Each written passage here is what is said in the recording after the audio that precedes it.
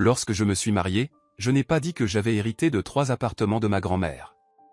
Et comme c'était bien que je me sois tu, car dès la semaine suivante, ma belle-mère a amené un notaire. Avant de continuer l'histoire, écrivez dans les commentaires comment vous vous appelez et d'où vous venez. Je sursautai en entendant la sonnette insistante. Je pris une serviette, m'essuyai les mains rapidement et courus jusqu'à l'entrée. Qui ça peut bien être à cette heure-là, murmurai-je, bien que l'horloge affichait déjà presque 11 heures. Mais pour moi, dans les premiers jours après le mariage, le matin semblait toujours trop tôt. Mon mari et moi parlions tard dans la nuit, regardions la télévision, organisions des soirées romantiques. À peine avais-je ouvert la porte que ma belle-mère, Margaret Thompson, se tenait déjà sur le seuil, parfaitement coiffée, en costume pantalon impeccable et avec un visage sérieux. À côté d'elle, un petit homme, les yeux baissés et se balançant d'un pied sur l'autre, se tenait avec une mallette en cuir.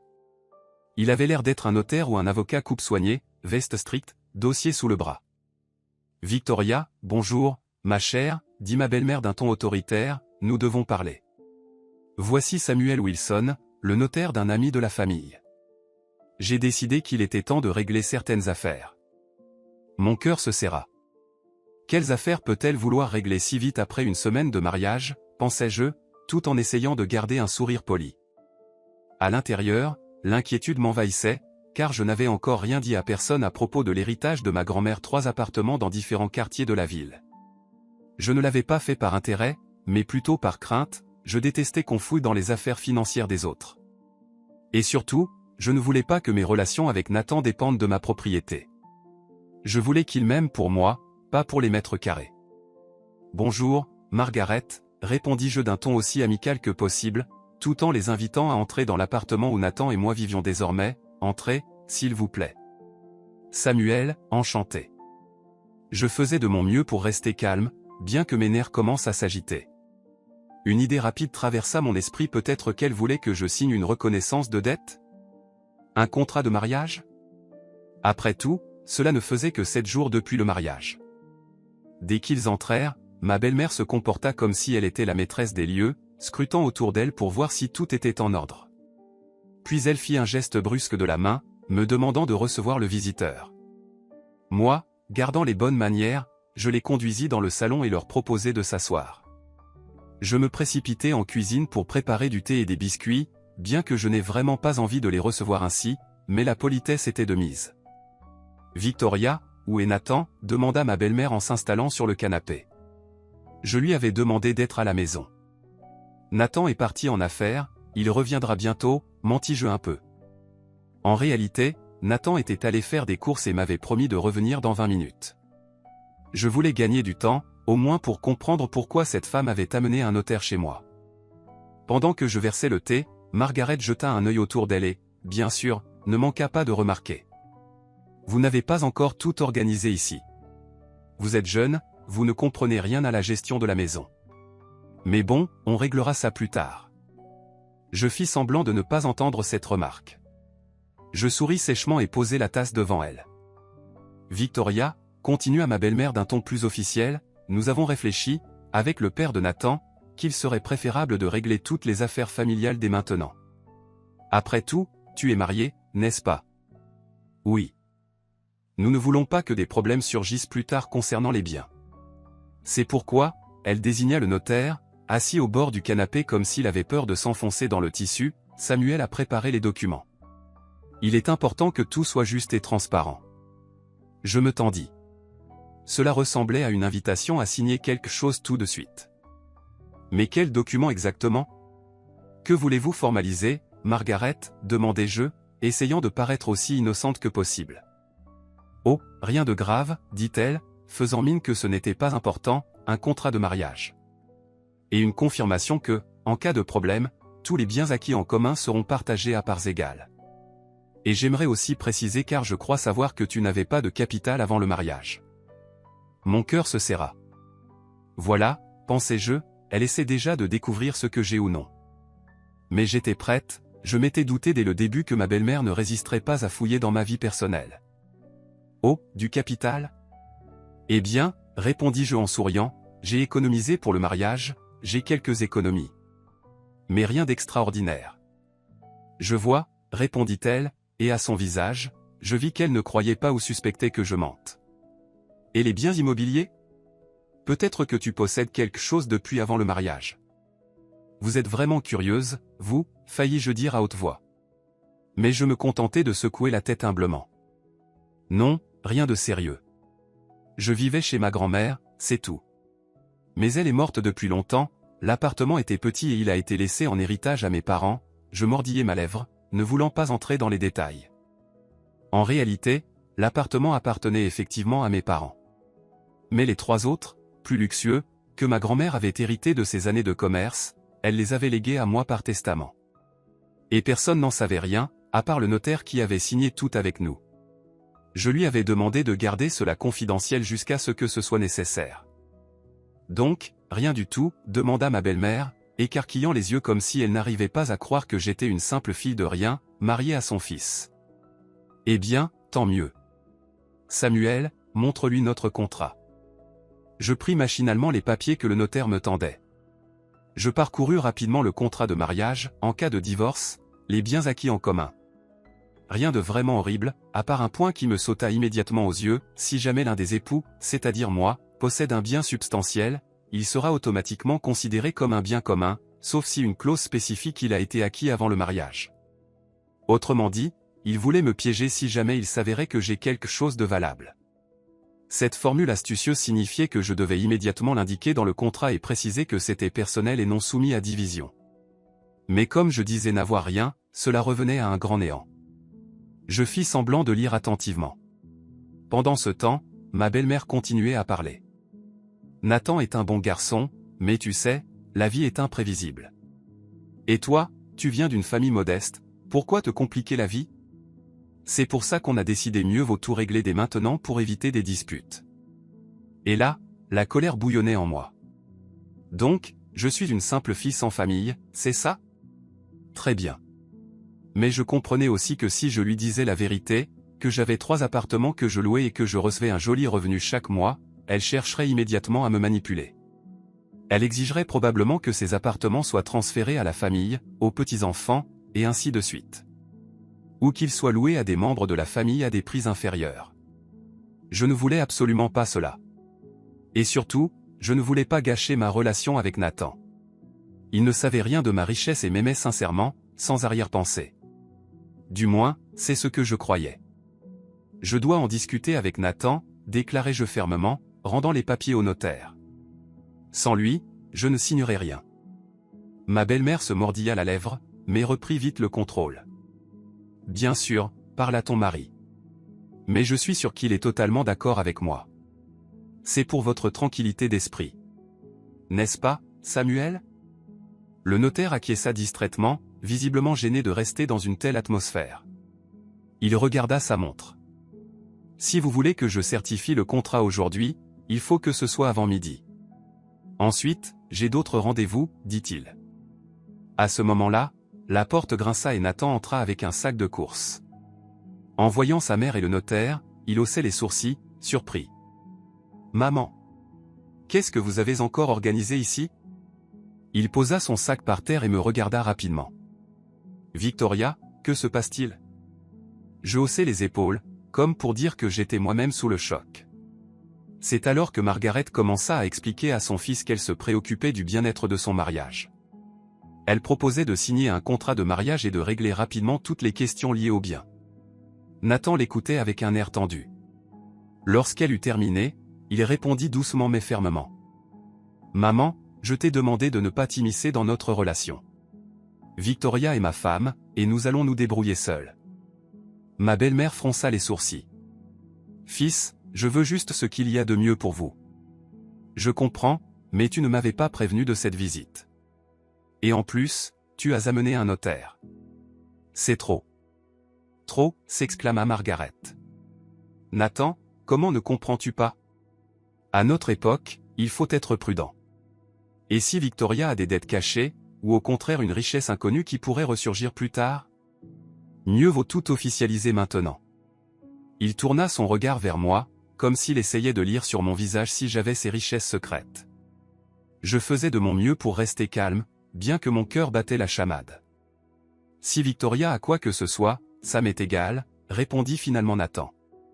Je l'aime, et pas son argent. Et franchement, maman, tu pourrais t'arrêter? Ma belle-mère bouda, gonfla les lèvres, mais finit par accepter sa défaite. Eh bien, très bien. Vous déciderez entre vous. Samuel, excusez-nous d'avoir pris votre temps. Elle se leva et se dirigea vers la porte. Le notaire se leva aussi, haussant les épaules de façon embarrassée avant de la suivre. Je ressentis un grand soulagement lorsque la porte se ferma derrière eux. Nathan s'approcha de moi et m'enlaça. Désolé qu'elle agisse ainsi. Ce n'est rien, je vais bien. Je comprends, elle s'inquiète. Elle veut juste que tout soit stable et sécurisé pour toi, dis-je en essayant de trouver les mots justes. Mais à l'intérieur, j'avais déjà pris ma décision. Je ne dirai à personne pour mes 3 appartements, du moins pas pour l'instant.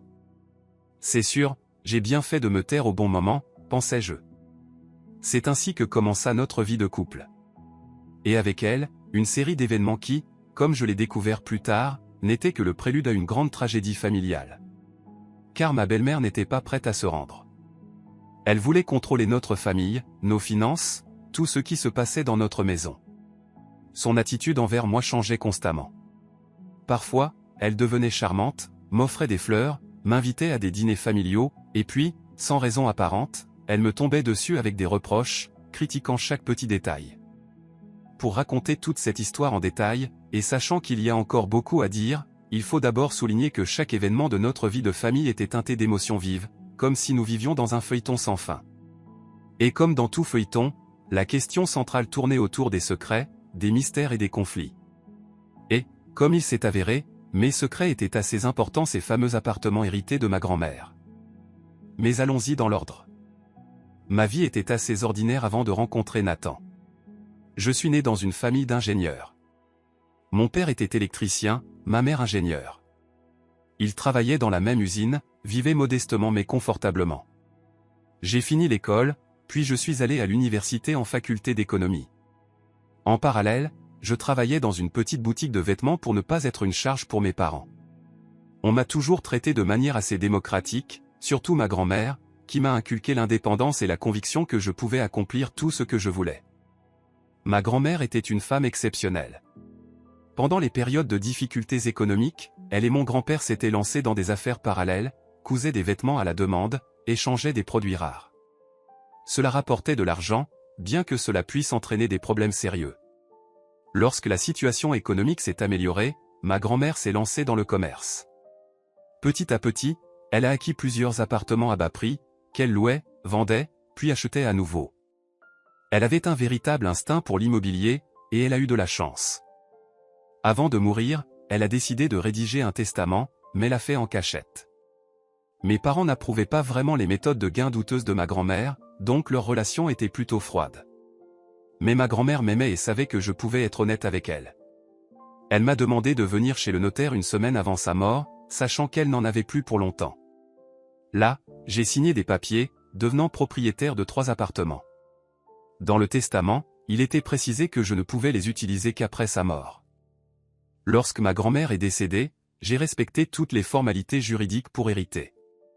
Mais je n'ai rien dit à personne, car il n'y avait pas de raison. Mes parents pensaient que ces appartements avaient été vendus ou appartenaient à quelqu'un d'autre. Ma grand-mère avait probablement voulu éviter les disputes, les partages et les scandales. Pour ma part, je trouvais qu'elle avait bien fait. Elle me les avait laissés, car elle savait que je saurais en faire bon usage sans en faire un sujet de conflits familiaux permanent. Cependant, cette vérité ne devait être mise à l'épreuve qu'au moment où je me suis marié. Ma grand-mère était une femme perspicace, elle m'avait mise en garde contre le fait qu'il n'y a rien de plus dangereux pour un héritage que des membres de la famille du conjoint avide. À l'époque, j'avais ri, pensant que c'était une exagération de sa part. Qui pourrait être avide, pensais-je, les gens sont bons, tout le monde comprend que c'est à moi.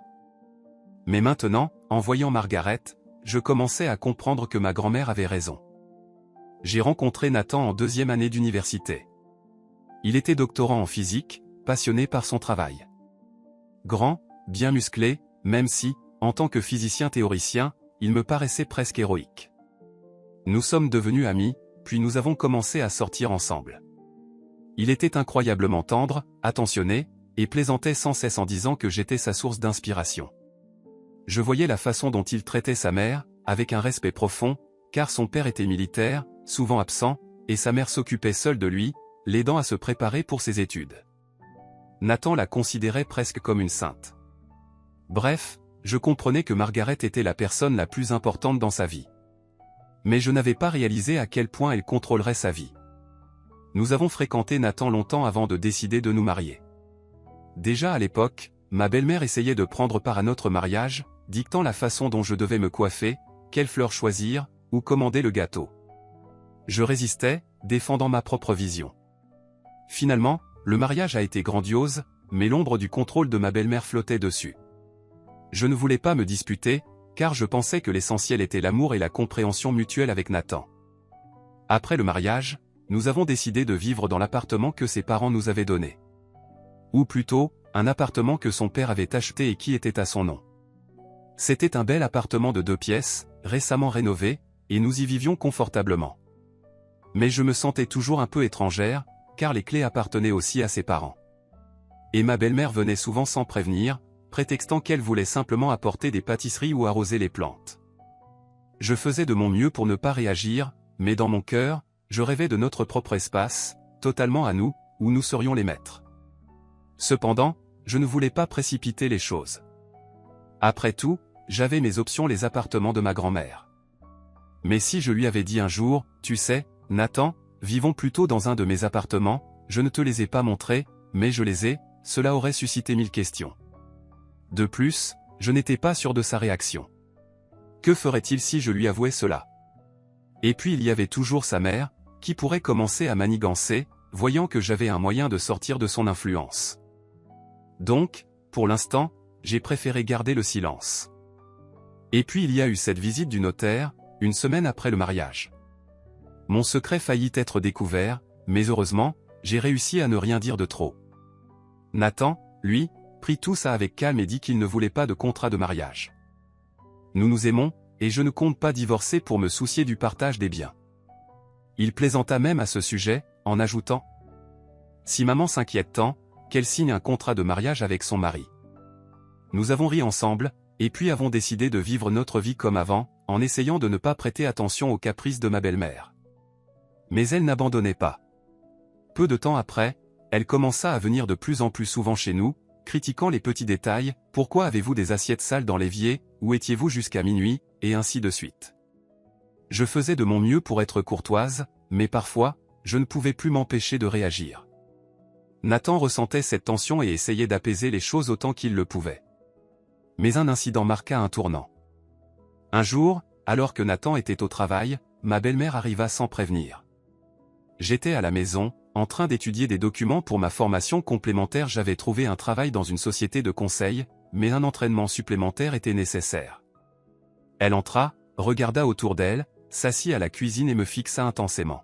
« Victoria, tu sais bien qu'avec un seul salaire de Nathan, vous ne pourrez pas vous en sortir, n'est-ce pas ?»« Eh bien, pourquoi pas ?» répondis-je en détournant le regard de mon ordinateur. « J'ai aussi un travail, je gagne un salaire, certes pas très élevé pour l'instant, mais ça pourrait augmenter avec le temps. » Elle secoua la tête. « Mais tu suis des études, n'est-ce pas ? » En complément. « Et ce n'est pas garanti que tu vas gagner beaucoup d'argent tout de suite. Et puis, la gestion du foyer, il faut s'en occuper.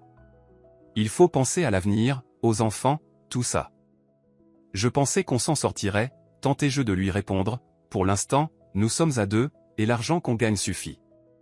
Si besoin, mes parents peuvent nous aider. Ils sont prêts à nous soutenir. » « Tes parents ?» demanda-t-elle en haussant les sourcils, visiblement surprise par ma réponse. « Eh bien, peut-être qu'ils vous aideront. Mais ils ne sont pas vraiment riches, n'est-ce pas ? » Je me tus. Mes parents n'étaient effectivement pas riches comparés au père de Nathan, qui avait un grade militaire et une pension confortable, ainsi que quelques économies. Mais je ne voulais pas être d'accord avec elle, pour ne pas lui donner l'occasion de me faire des reproches hautains.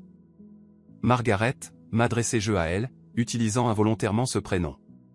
Elle insistait toujours pour que je l'appelle ainsi. « Après tout, je suis ta deuxième maman. On en parlera quand le moment viendra, d'accord ? Ne t'inquiète pas trop. » « Ah, comme tout est simple pour vous, les jeunes, soupira-t-elle, en attirant la tasse de thé que je lui avais versée, vous comprenez, il ne faut pas laisser les choses aller toutes seules. Il faut tout planifier. Regarde, par exemple, cet appartement, elle balaya la pièce d'un geste de la main, oui, il est au nom de mon mari. Mais tôt ou tard, il passera à Nathan. Et en cas de divorce? Attendez, pourquoi immédiatement un divorce, m'écriai-je, ne pouvant me retenir. On vient juste de se marier. Je ne veux rien dire de mal, mais la vie est imprévisible.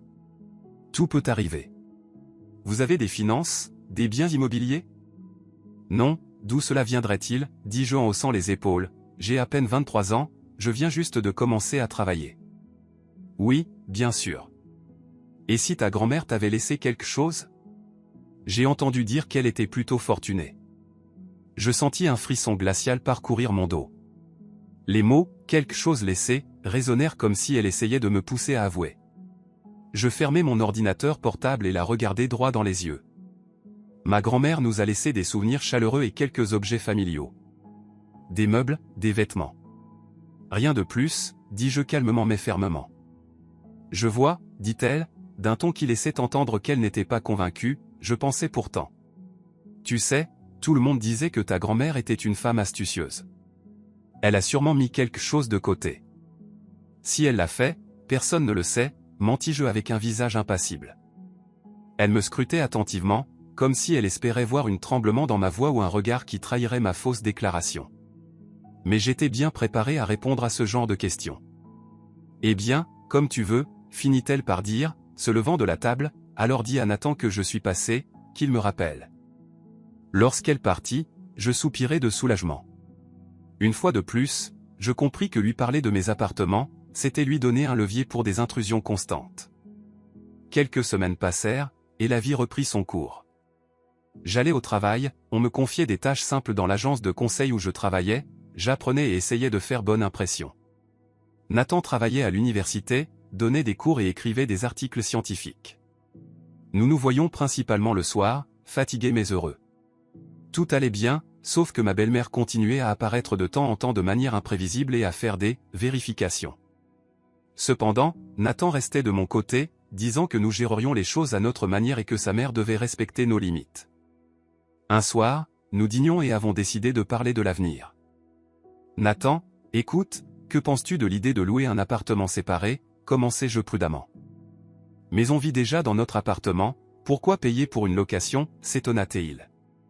C'est à cause de ma mère? Pas seulement à cause d'elle. J'ai juste envie d'indépendance.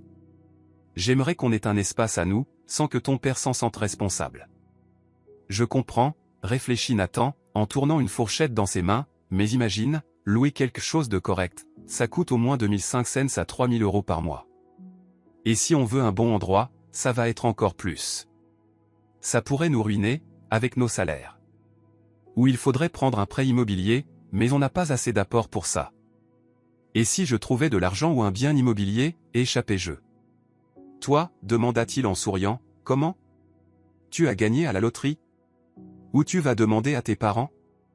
Eh bien, répondis-je, réalisant que je ne pouvais pas lui dire la vérité tout de suite, de peur de tout gâcher, je m'amusais juste à imaginer. Si de l'argent venait à apparaître, tu voudrais déménager?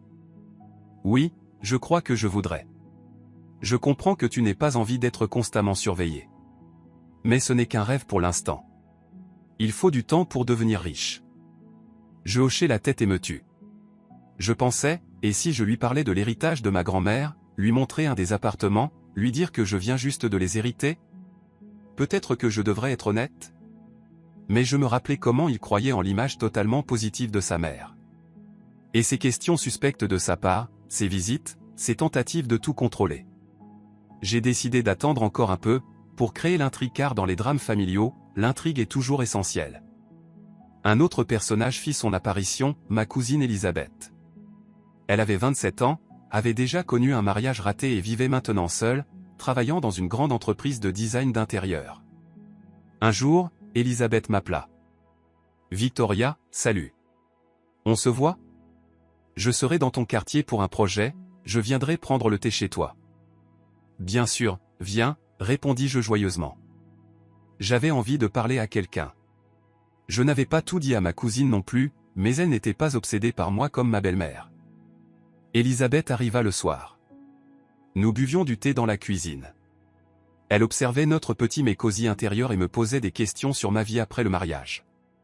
J'essayais de répondre par des banalités. Puis, je ne pus plus me retenir. Dis-moi, j'ai une question. Que penses-tu, si une femme a quelque chose de personnel, doit-elle absolument le dire à son mari, demandai-je de manière indéfinie. Elisabeth ricana. Ça dépend. Si c'est un ours en peluche de l'enfance, ce n'est pas nécessaire.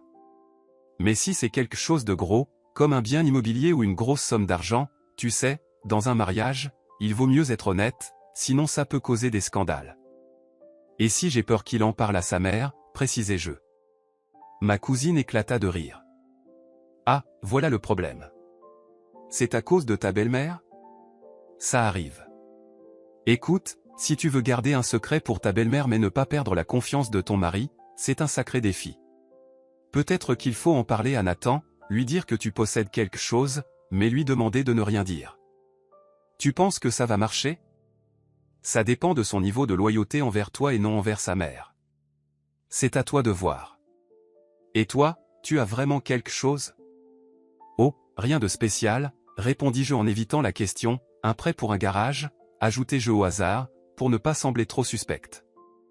Elisabeth secoua la tête, mais ne posa plus de questions. Lorsqu'Elisabeth partit, je réfléchis longuement à ces mots. Lui parler à Nathan mais lui demander de ne rien dire à sa mère signifiait le mettre dans une position où il devrait cacher quelque chose de très important à sa mère. Et avec le caractère de Margaret, il pourrait se retrouver entre deux feux. D'un côté, sa femme lui demande de se taire, de l'autre, sa mère exige des explications. Non, je vais attendre encore un peu. Toute cette tension autour des biens a commencé à influencer notre relation. Nathan était souvent pensif et venait à la maison avec un air sombre. Un soir, je n'ai pas pu m'empêcher de demander. « Nathan, qu'est-ce qui se passe? Tu as l'air de me cacher quelque chose. » « Il y a quelque chose, avoua-t-il, et je frissonnai, pensant qu'il savait peut-être déjà tout sur mes appartements. Tu vois, maman me demande constamment de te convaincre de signer le contrat de mariage. Elle m'appelle tous les jours en me disant que ce sera mieux. Mais je suis fatigué de lui expliquer que ce n'est pas nécessaire. Pourquoi elle n'arrête pas, m'écriai-je, soulagé. Ce n'était pas sur le secret, dis-lui qu'on ne va pas divorcer. J'essaie. Mais elle pense que comme tu n'as pas de famille riche, tu pourrais revendiquer tout ce qu'on a en cas de divorce. C'est absurde, m'indignai-je, je n'ai besoin de rien. Je sais. Mais elle pense que tu dois être protégé, ainsi que notre famille. Peut-être que je devrais quand même signer, proposai-je soudainement, me souvenant du point du contrat concernant la déclaration de la propriété. Non, secoua la tête Nathan, je ne veux pas. Ça me déplaît. Et si ça pouvait un peu apaiser ta mère? Ça ne la calmera pas. Elle trouvera toujours quelque chose de nouveau. Nous nous sommes pris dans les bras. Je sentais à quel point cela lui pesait. Il m'aimait, mais il ne voulait pas entrer en conflit avec sa mère. Moi, je me débattais, faut-il garder le secret ou non? Peut-être que si je ne dévoilais rien, je pourrais signer ce contrat et indiquer que je n'ai rien d'important. Comme ça, ma belle-mère se tairait. Mais au fond de moi, je résistais. Et si, plus tard, cette information fuyait, me traitera-t-on de menteuse? Je ne savais pas quoi faire. Il s'était écoulé environ 2 mois depuis notre mariage. Ma belle-mère, fatiguée de nous mettre la pression directement, décida de prendre une approche détournée. Elle commença à tisser des intrigues à l'intérieur de sa propre famille et à impliquer le père de Nathan et d'autres membres de la famille. Des dîners commencèrent à se tenir, où tante et cousine étaient invitées, et tous commençaient à faire des sous-entendus, comme s'il fallait penser au bien commun plutôt qu'au désir personnel des jeunes. Lors d'un de ces dîners, je me suis retrouvé confronté à une série de regards perçants, comme s'ils voulaient me percer à jour. Et ma tante Irene, assise en face de moi, posait des questions étranges. « Victoria, tu as bien fini tes études en économie, non? Dans notre famille, on est tous techniciens, et toi, tu es une humaniste. » « Oui, j'ai un diplôme en économie, répondis-je en hochant la tête, sachant que l'économie n'était pas exactement une science humaine, mais je n'ai pas voulu argumenter. Donc, tu t'y connais en finance? Cette profession ne va pas disparaître, j'imagine?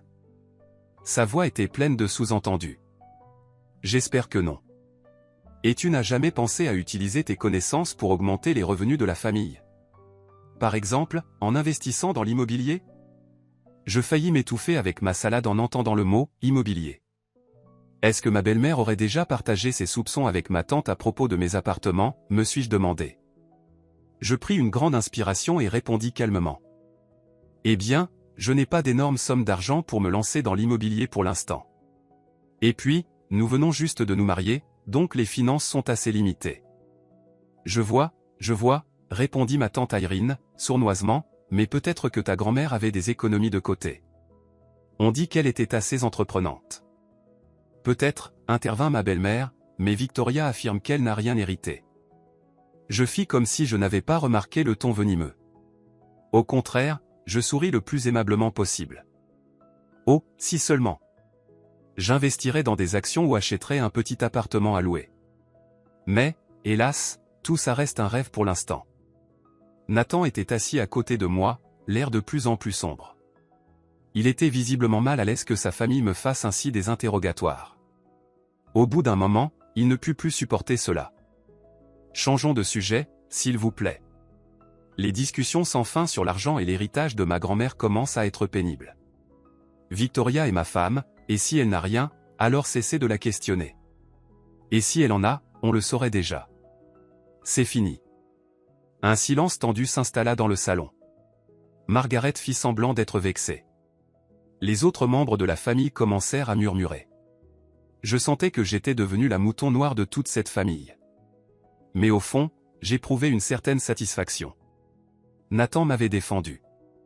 Cependant, ces petites victoires ne gagnaient pas encore la guerre. Ma belle-mère décida de redoubler d'efforts et mit en place une véritable stratégie. Voici comment cela se passa. Un de mes appartements se trouvait dans un quartier très huppé de la ville. Les autres étaient plutôt ordinaires.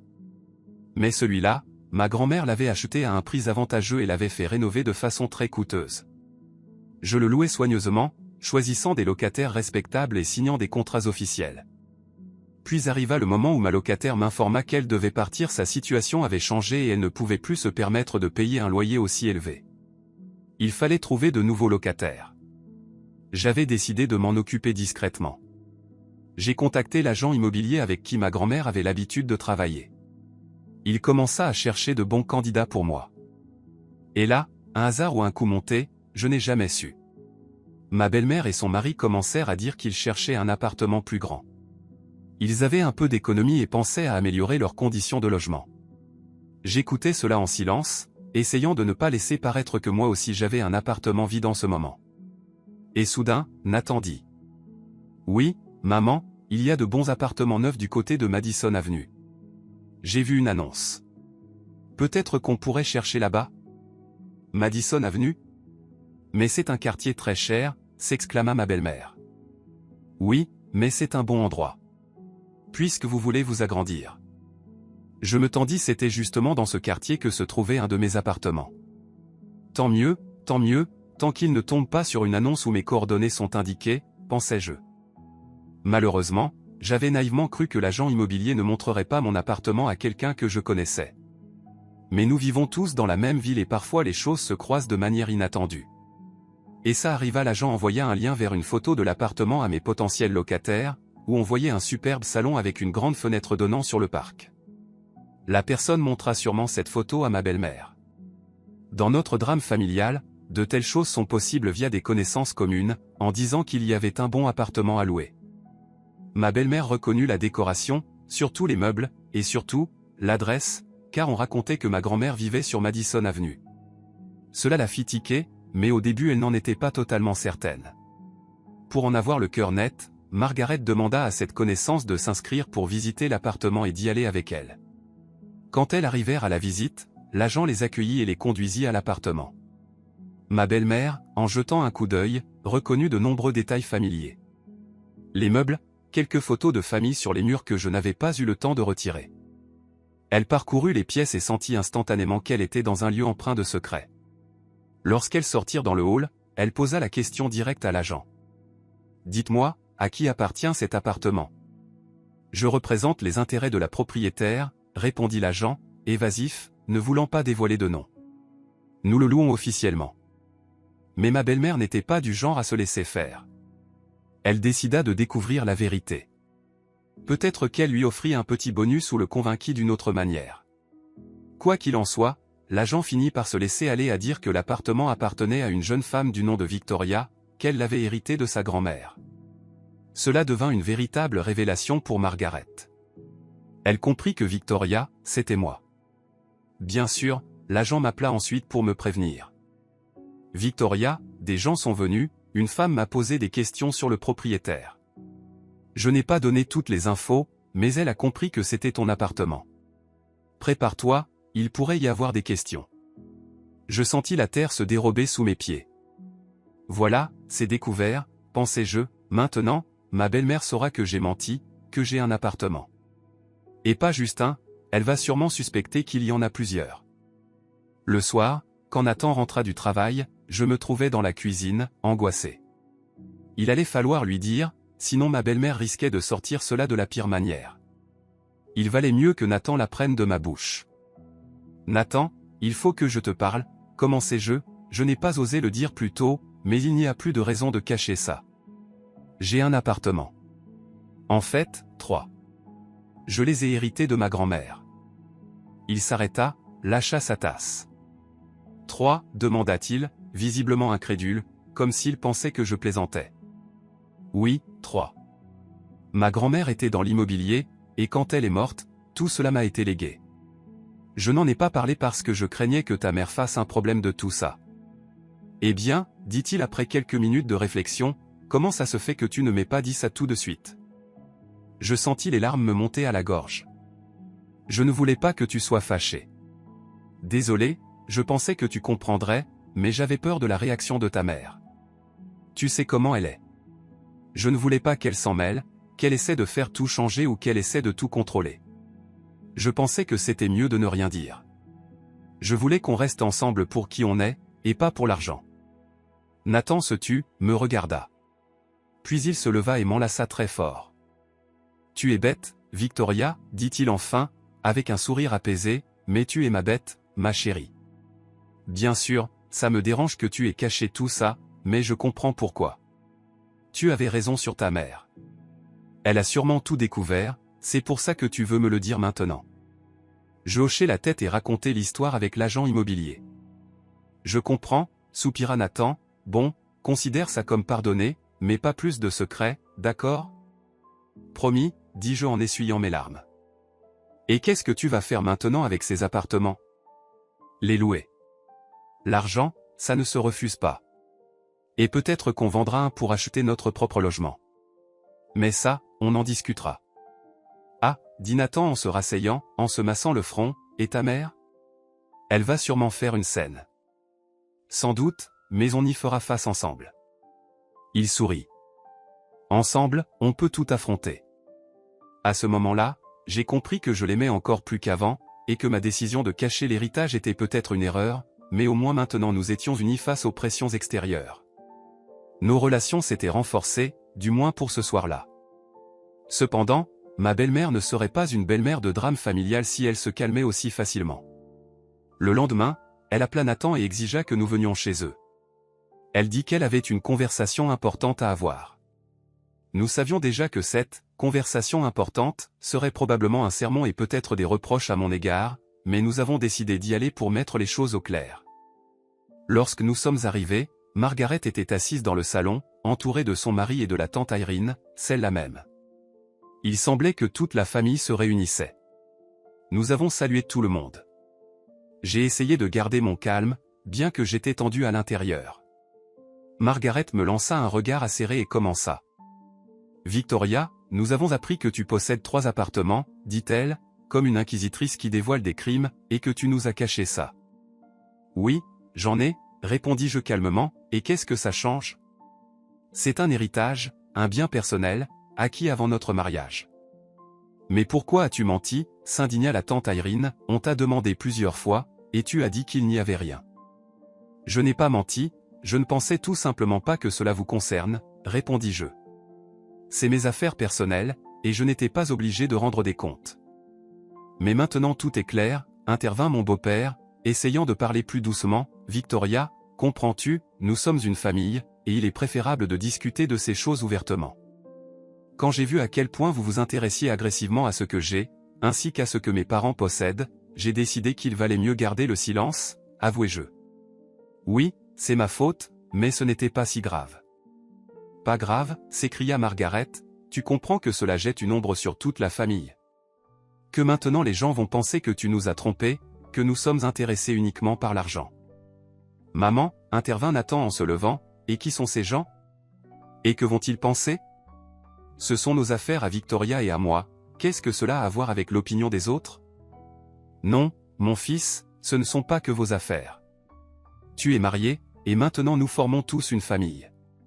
Je n'aime pas que ta femme nous ait caché 3 appartements. Peut-être qu'il y a d'autres choses à cacher. Peut-être qu'elle ne veut même pas avoir d'enfants, et qu'elle a juste voulu tirer profit de notre famille. C'était tellement blessant que je sentis la colère monter en moi.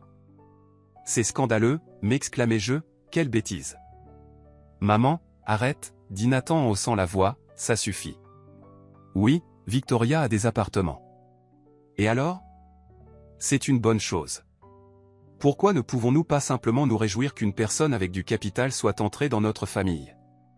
Pourquoi des soupçons immédiats?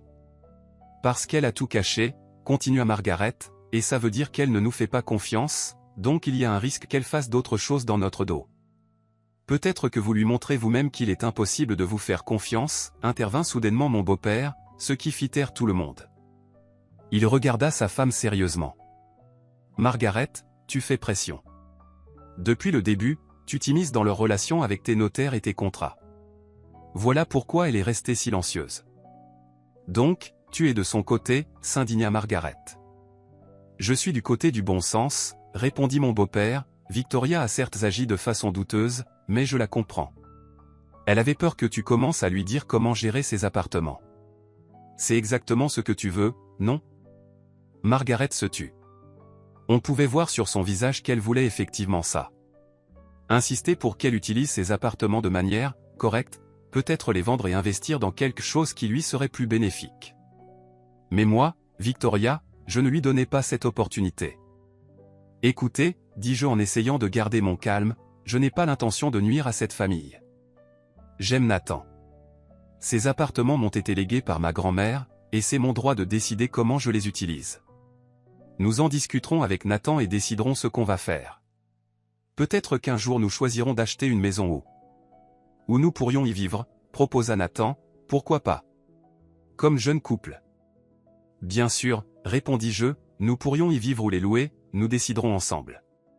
Je suis prête à faire tout ce qu'il faut pour que tout soit en règle. Mais ça restera à moi, si jamais. Je ne vais pas le céder. Désolé, mais c'est ma décision. Mais si vous achetez un logement, si vous investissez l'argent de ta grand-mère dans une nouvelle acquisition, ce sera un bien commun, ajouta Margaret, en montrant ses connaissances juridiques, donc Nathan y aura droit aussi.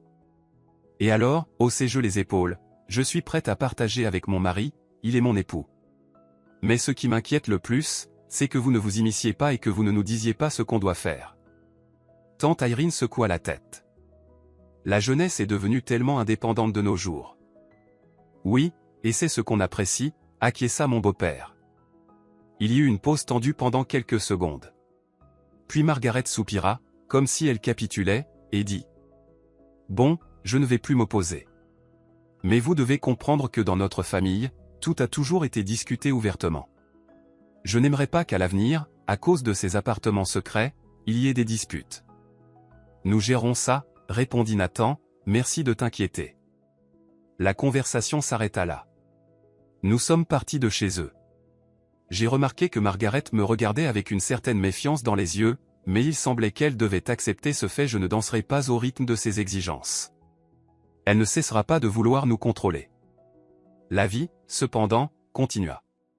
Ma carrière dans l'agence de conseil d'Ecola, on me confia des projets plus intéressants, et je commençais à bien gagner ma vie.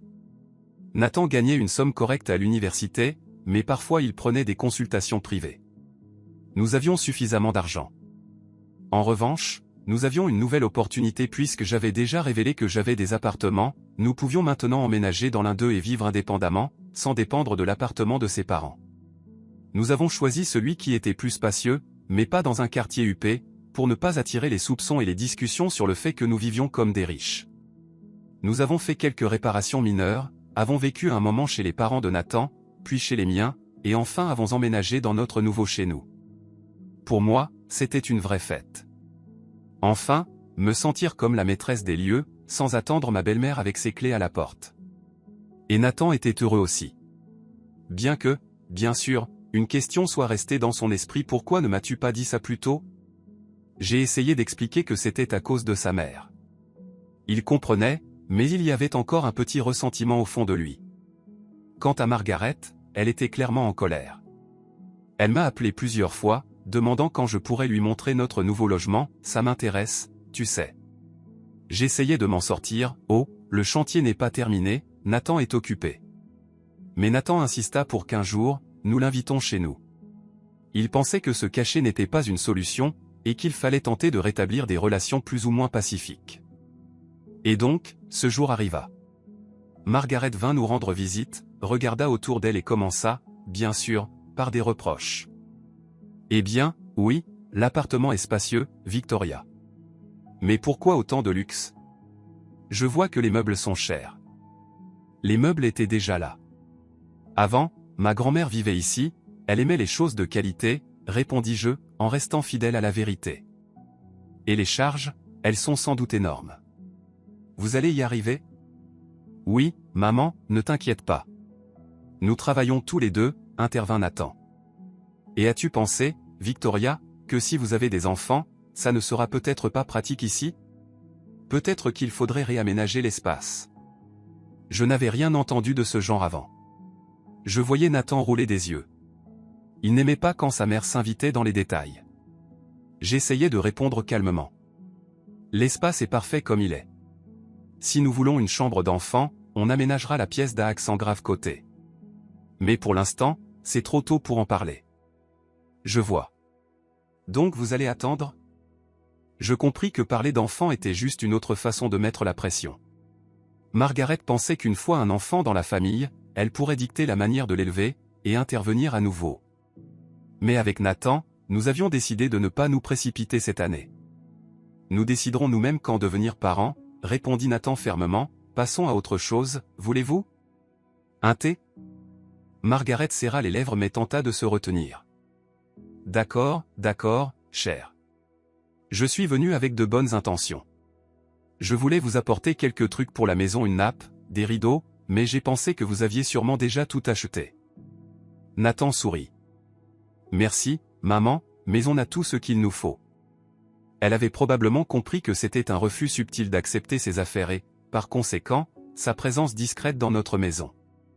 Une demi-heure plus tard, ma belle-mère se leva et partit, n'ayant pas trouvé de prétexte pour critiquer notre appartement. Je soufflai enfin de soulagement. Le temps passa et ma relation avec Nathan était dans l'ensemble bonne. Parfois, il me taquinait. Alors, millionnaire, combien as-tu gagné avec la location aujourd'hui? Et il riait. Je souriais et répondais. Et toi, combien d'articles scientifiques as-tu publiés? C'étaient des plaisanteries sympathiques qui montraient que nous nous entendions bien. Mais la tranquillité ne dura pas longtemps. Il s'avéra que ma belle-mère voulait m'impliquer dans leur entreprise familiale. En effet, après sa retraite, le père de Nathan avait ouvert une petite entreprise de transport. Ils avaient des camions et se chargeaient des livraisons. Ma belle-mère l'aidait avec la comptabilité et voulait se développer. Ils ont donc eu l'idée de chercher des investissements supplémentaires pour faire croître l'entreprise. Et bien sûr, où trouver l'argent? Chez Victoria, puisqu'elle avait 3 appartements, et donc des revenus locatifs. C'était évident pour eux. Après tout, nous étions une famille. Un jour, mon beau-père vint me voir et dit: « Écoute, Victoria, j'ai une idée. Investissons dans notre entreprise. Nous achetons un autre camion, nous embauchons des chauffeurs. Les bénéfices augmenteront, et tu auras un pourcentage des revenus. » Ça a l'air intéressant, répondis-je poliment, essayant de ne pas les offenser, mais désolé, je ne suis pas prête à investir dans le transport. Je n'y connais rien et je ne veux pas risquer mon argent sans garantie. Mais c'est notre entreprise familiale, mon beau-père leva les sourcils, et je peux te garantir que nous sommes des gens fiables. Je n'ai aucun doute sur votre fiabilité, mais les affaires sont imprévisibles. Et puis, nous venons juste de commencer à vivre séparément, il nous faut des fonds pour nos dépenses futures, tentez-je de nuancer. Je préfère ne pas investir d'énormes sommes pour le moment. Mon beau-père, contrairement à ma belle-mère, était un homme plus calme. Il acquiesça simplement et dit : « Je comprends. Mais si tu changes d'avis, tu sais où nous trouver. » Le lendemain, ma belle-mère m'appela.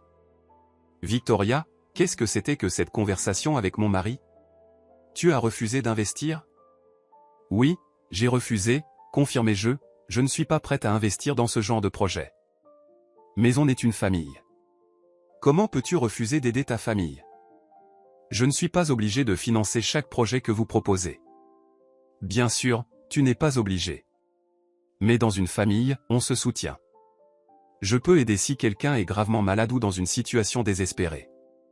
Mais investir dans une entreprise qui pourrait échouer, ce n'est pas de la charité, c'est un risque. Tu ne nous fais pas confiance ? Le ton de ma belle-mère devint menaçant.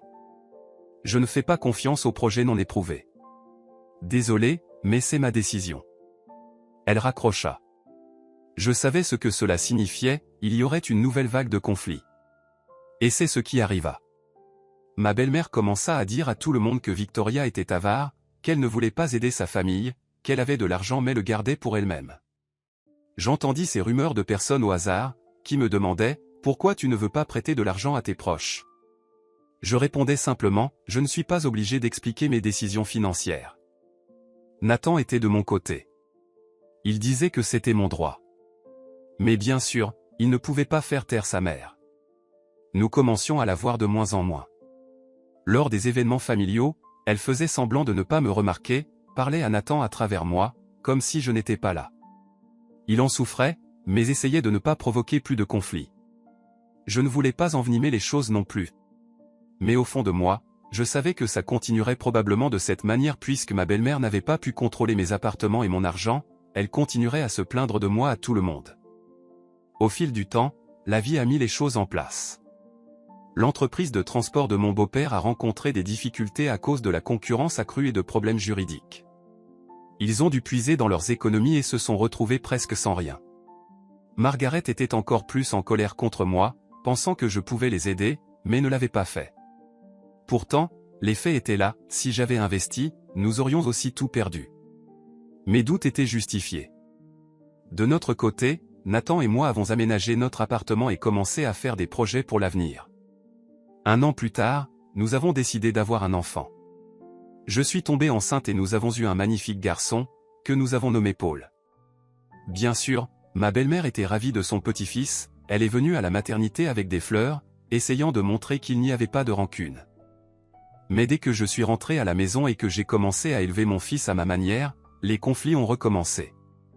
Apparemment, tout ce que touchait ma belle-mère devenait sujet à critique, tu le nourris mal, tu l'habilles mal, tu ne le promènes pas comme il faut. Elle continuait aussi à insinuer. Et si vous nous laissiez une de vos appartements, en attendant qu'on se relève ? On pourrait le louer, investir dans notre business et vous rendrons l'argent après. Maman, arrête, coupa Nathan, ce n'est pas discutable. C'est à ce moment-là que j'ai compris la pleine valeur des mots que ma grand-mère m'avait dit. Ne parle de tes appartements à personne, sauf à ton mari, jusqu'à ce que tu sois sûr de son soutien et de l'absence de pression de la part de sa famille. Si quelqu'un commence à poser des questions, tais-toi jusqu'au bout. Au final, même si ce n'était pas jusqu'au bout, j'ai réussi à garder le contrôle sur mon héritage, et donc sur ma vie. On peut dire que notre histoire s'est terminée là, mais dans les drames familiaux, tout n'est jamais vraiment fini. Le plus important, c'est que j'ai épousé Nathan, que je n'ai pas parlé de mon héritage tout de suite. Finalement, ma belle-mère a amené un notaire 1 semaine après notre mariage, mais j'ai gardé le silence et protégé mes biens de toute manipulation. Ce n'est qu'après que, poussé par la situation, j'ai tout révélé à Nathan, et il s'est mis de mon côté. Oui, nous avons traversé de nombreuses disputes, conflits et intrigues, mais le plus important est que notre amour a survécu à toutes ces épreuves. Et mon statut de belle-fille avec 3 appartements est resté mon affaire personnelle. Nous vivons notre vie, élevant notre fils. Je continue de travailler dans le conseil, Nathan à l'université. Ma belle-mère fait parfois des tentatives pour s'immiscer, mais maintenant nous agissons ensemble. Nous ne laissons personne nous dicter ce que nous devons faire, tout en essayant de respecter son rôle de mère et de grand-mère. Quand je repense à ce jour où la sonnette a sonné et que ma belle-mère est arrivée avec un notaire, je souris. Quel bonheur d'avoir gardé le silence à ce moment-là, me dis-je parfois. Et je sais que mon instinct ne m'a pas trompé. Oui, l'honnêteté est la base du mariage, mais parfois, dans une famille avec des proches envahissants, il est préférable de d'abord s'assurer que votre partenaire est vraiment de votre côté avant de tout révéler.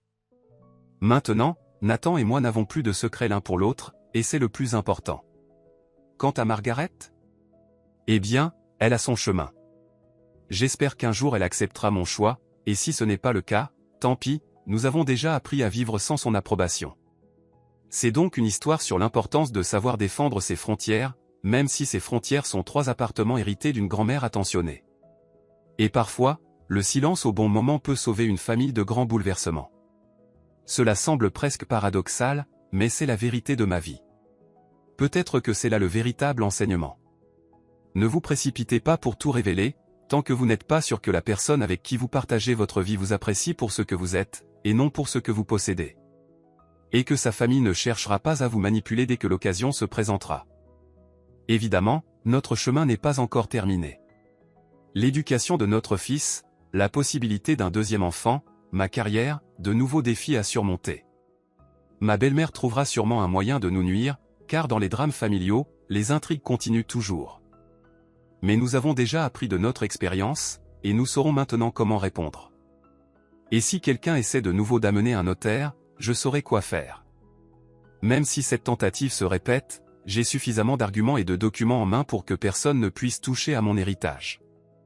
La vie nous enseigne une chose, tout doit être formalisé et protégé, tant sur le plan moral que juridique.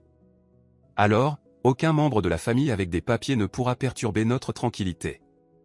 Je regarde mon petit garçon, qui dort paisiblement dans son berceau, et je me dis qu'il grandira dans l'amour et à l'abri de toute manipulation familiale. Nathan et moi ferons tout pour qu'il soit heureux. Quant à mes appartements, peut-être qu'un jour, lorsqu'il sera plus grand, l'un d'eux sera son tremplin dans la vie. Et ce sera ma contribution à son avenir. Mais cela, c'est une autre histoire. C'est ainsi que les choses se sont passées. Le début de notre mariage a été tumultueux, plein de drames, comme dans une série familiale. Révélations, notaires, conseils familiaux, disputes d'argent et d'héritage. Cependant, nous avons tenu bon, et la morale de cette longue histoire est simple. Aimez-vous les uns les autres, faites-vous confiance, mais ne laissez jamais même vos proches franchir vos frontières personnelles. Et si vous avez un héritage, préparez-vous à ce que des gens veuillent y avoir droit. Et pourtant, si vous avez un être cher qui est de votre côté, aucun notaire ne vous fera peur. Voilà mon récit. Il n'y a pas de miracle mystique, mais il y a la logique de la vie, des sentiments humains, des intrigués, au final, un amour solide. Je termine donc mon histoire sur l'importance de savoir se taire au bon moment, et comment ce silence peut parfois se transformer en salut. Je regarde mon fils, qui a maintenant 2 ans, et je suis tellement fier de voir quel enfant curieux et intelligent il devient. Quand Paul était tout petit dans son berceau, je pensais que le plus dur était derrière nous. Nous avions défendu notre indépendance. Nous avions protégé notre famille des intrusions de ma belle-mère, réglé l'histoire de l'héritage et établi notre quotidien. Mais, comme il se doit, la vie réserve toujours des surprises, et notre histoire familiale a continué de se dérouler comme dans une mélodrame sans fin, sans mysticisme, mais avec une série d'événements émotionnels. Au début, tout allait plus ou moins bien. Nous profitons de la parentalité, Nathan courait avec enthousiasme dans les magasins pour enfants, achetait des jouets et des livres.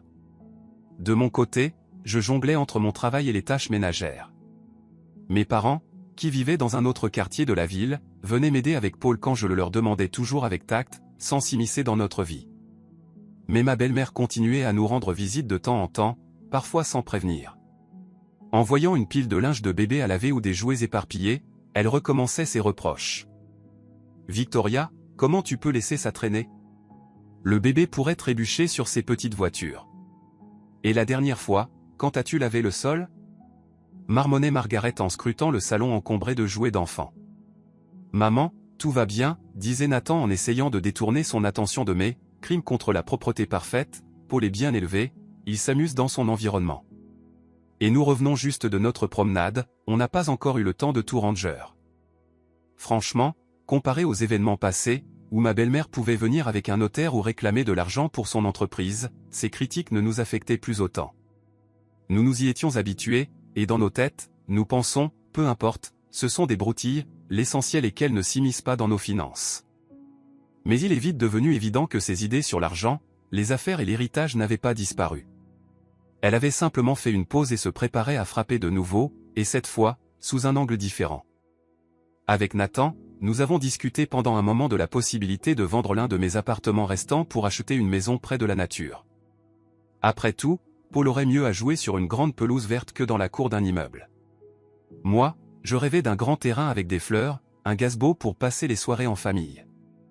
Nathan était d'accord, mais hésiter déménager à la campagne signifiait renoncer à certaines commodités. Le travail serait plus loin, et il faudrait emmener Paul à la crèche et à l'école. Eh bien, on ne va pas aller s'installer dans la campagne profonde tout de suite, répondis-je, il y a des banlieues avec une bonne infrastructure, des transports en commun, des écoles et des magasins. Et la tranquillité, l'air pur.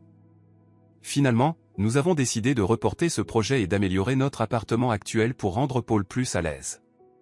Nous avons transformé une chambre en salle de jeu, posé des papiers peints colorés, disposé des jouets et organisé des étagères avec des livres. Tout semblait aller pour le mieux. Et puis Margaret est revenue, mais cette fois, elle n'était pas seule. Elle était accompagnée d'une femme d'une quarantaine d'années que je ne connaissais pas.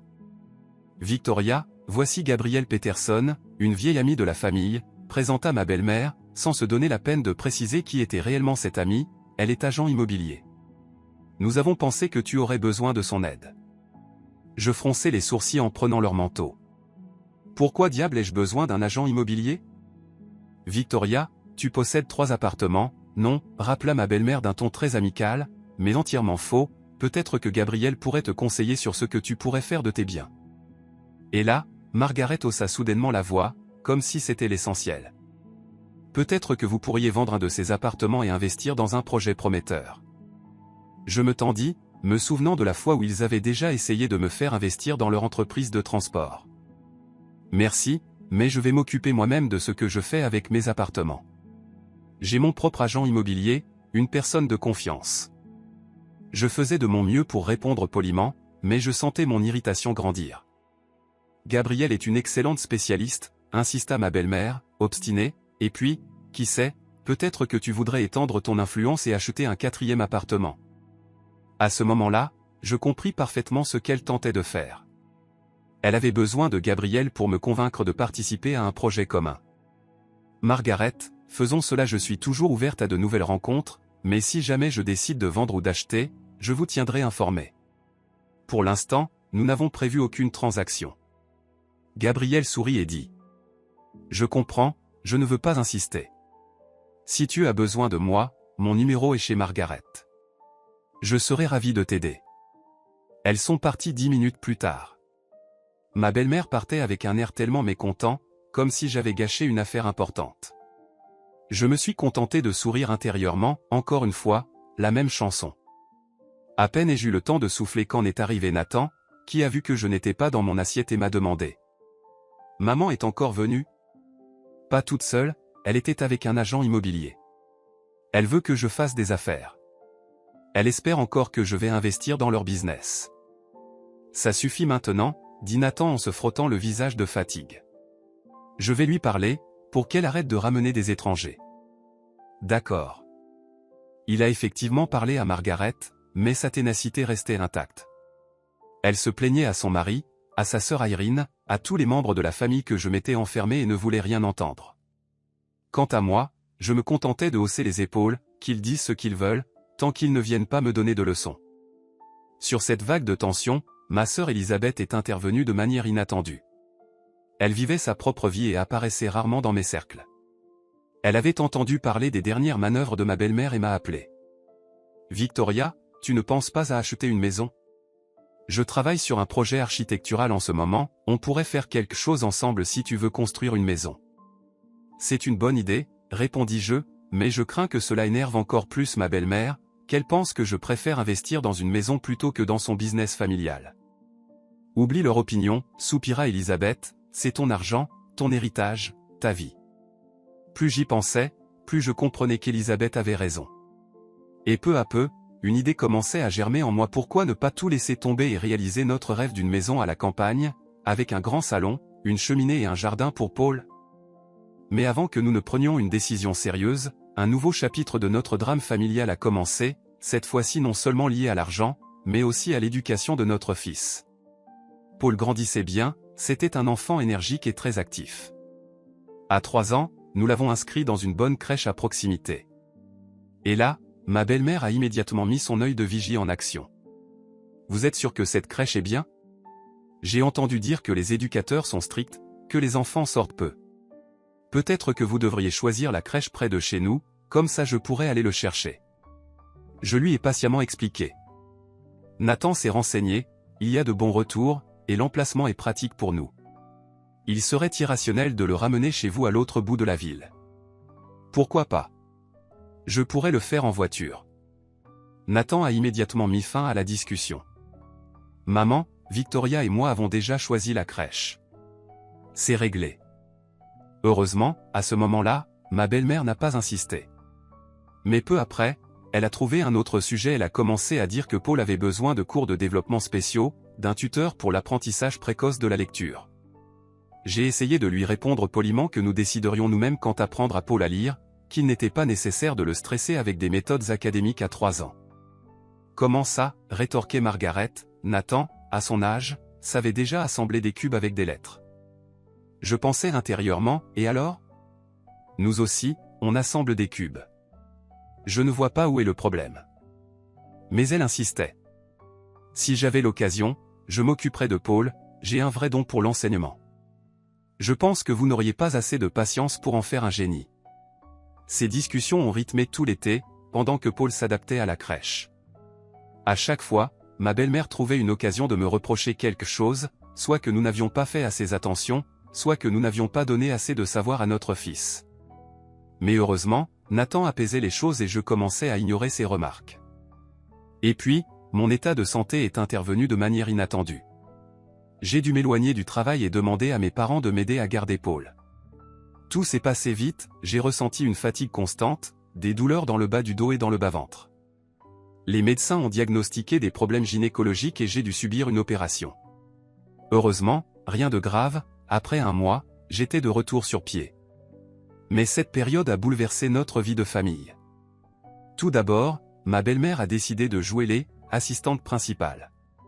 Elle est arrivée chez nous en déclarant: « Victoria, tu viens d'avoir une opération, tu ne peux pas t'occuper du ménage et du bébé. Je vais vivre ici et tout contrôler. » Quand elle a mentionné le mot « vivre ici », j'ai immédiatement ressenti un frisson. Non.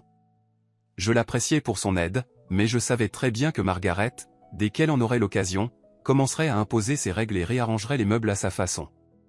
Nathan a aussi réagi rapidement. « Maman, c'est trop. Les parents de Victoria ont dit qu'ils allaient l'aider.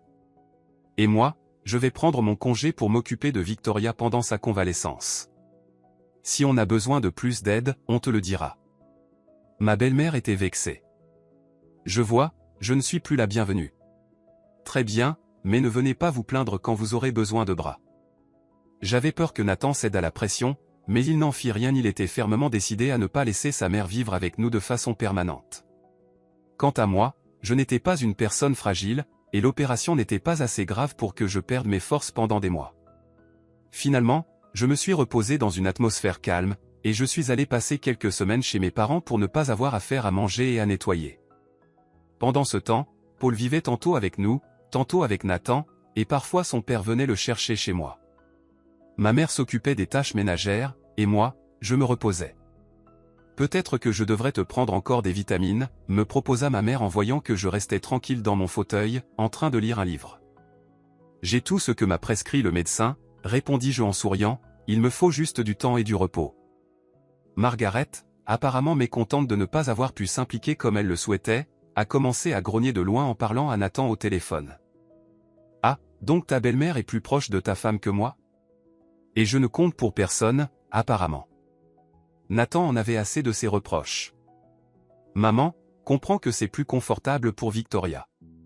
Elle n'a pas besoin de s'adapter aux conditions des autres, c'est chez ses parents, dans la maison de son enfance. Ne créons pas de conflit sur ce sujet. » Elle a accepté à contre-cœur. Mais son mécontentement semblait persister, et elle a vite trouvé un autre moyen de le manifester.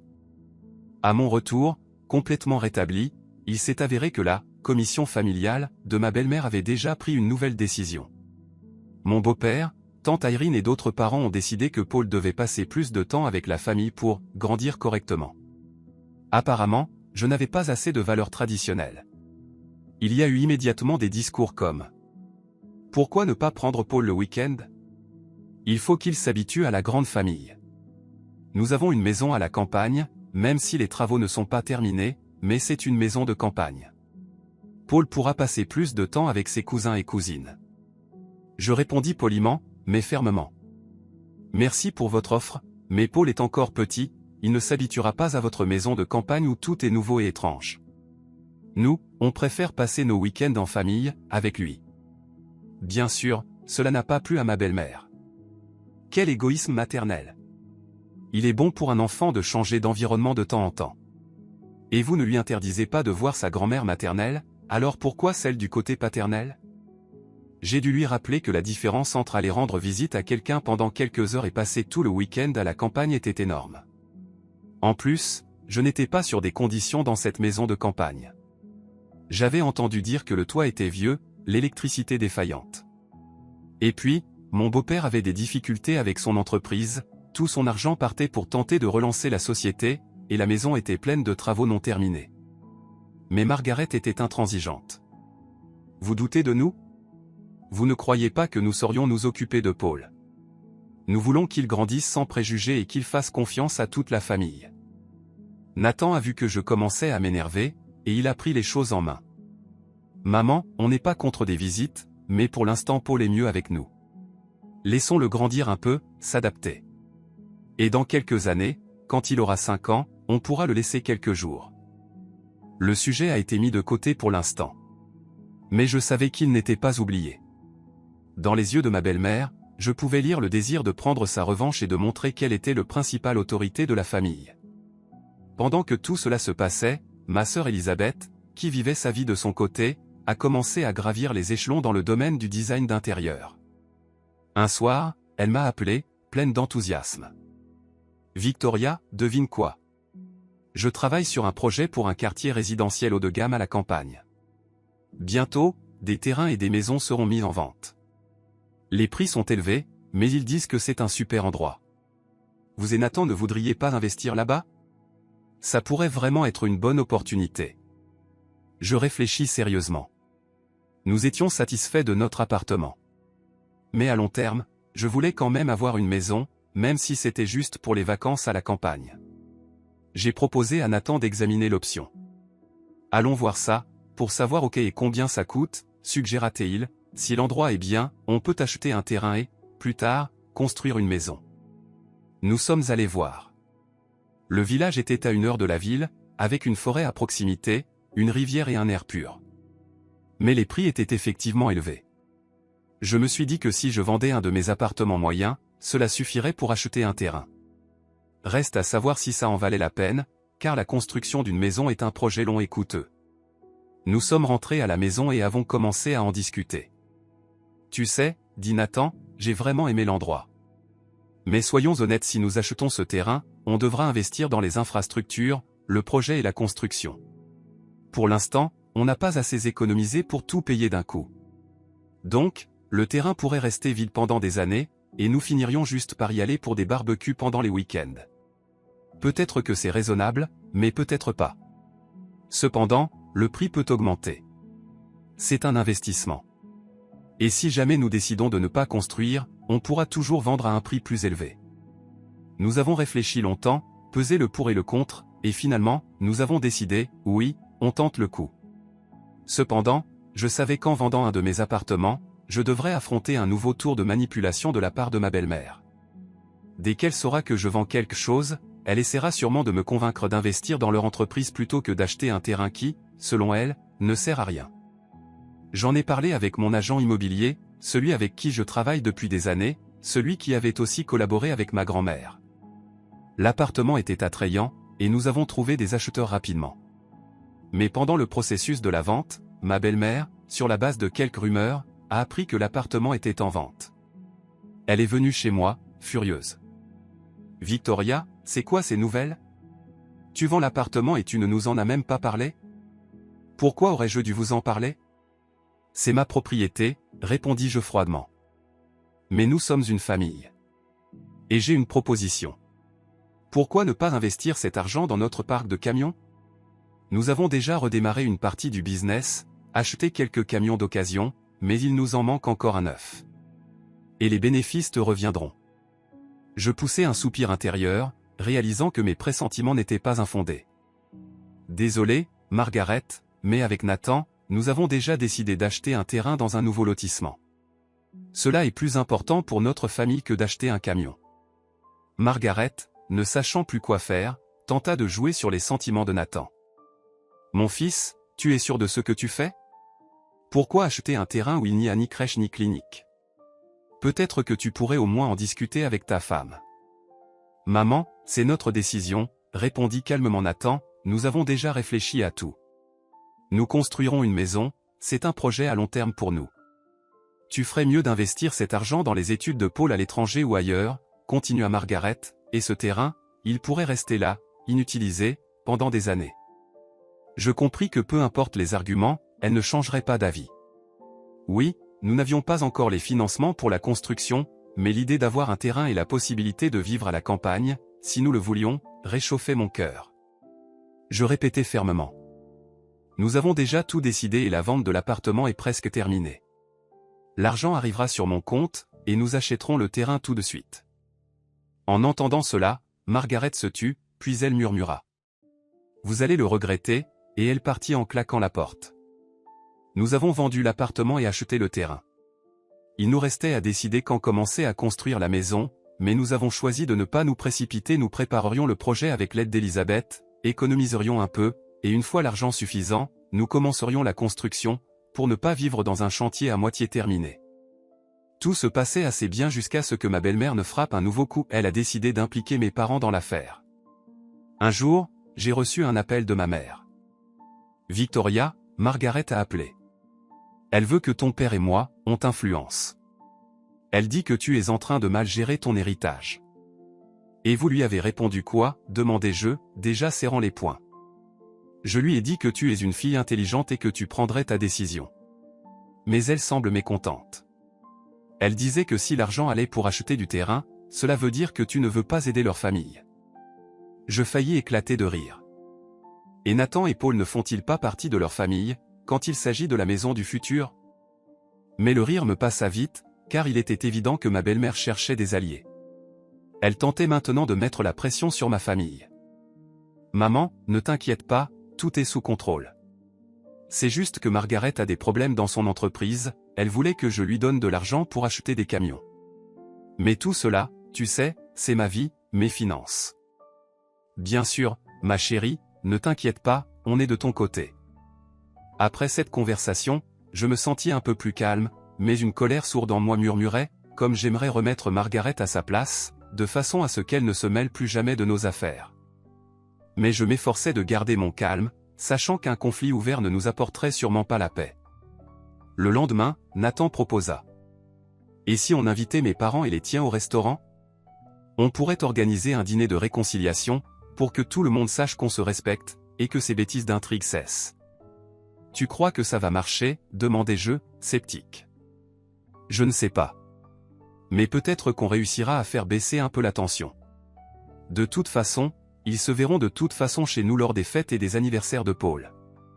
Nous avons réservé une table dans un restaurant calme, invité les deux familles.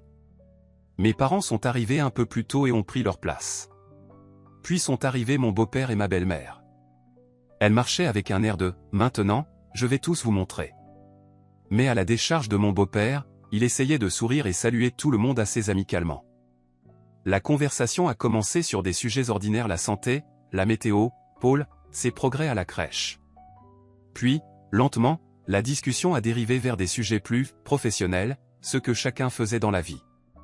Je pensais qu'on allait éviter les sujets d'argent et de biens immobiliers, mais non. Ma belle-mère leva son verre de vin, plissa les yeux et dit: « Bon, trinquons pour que dans notre famille, enfin, tout le monde apprenne à se faire confiance et ne cache pas ses bonnes affaires et ses projets futurs. » Nathan et moi nous sommes regardés en silence, mes parents sont restés polis mais silencieux, probablement pour éviter d'intervenir. Je fixai ma belle-mère et répondis, en essayant de rester calme. Margaret, j'espère que tu ne veux pas dire qu'ici, quelqu'un cache quoi que ce soit. On a déjà tout clarifié. Eh bien, tu ne demandes jamais conseil, secoua-t-elle la tête. Mais faut-il consulter sur chaque pas?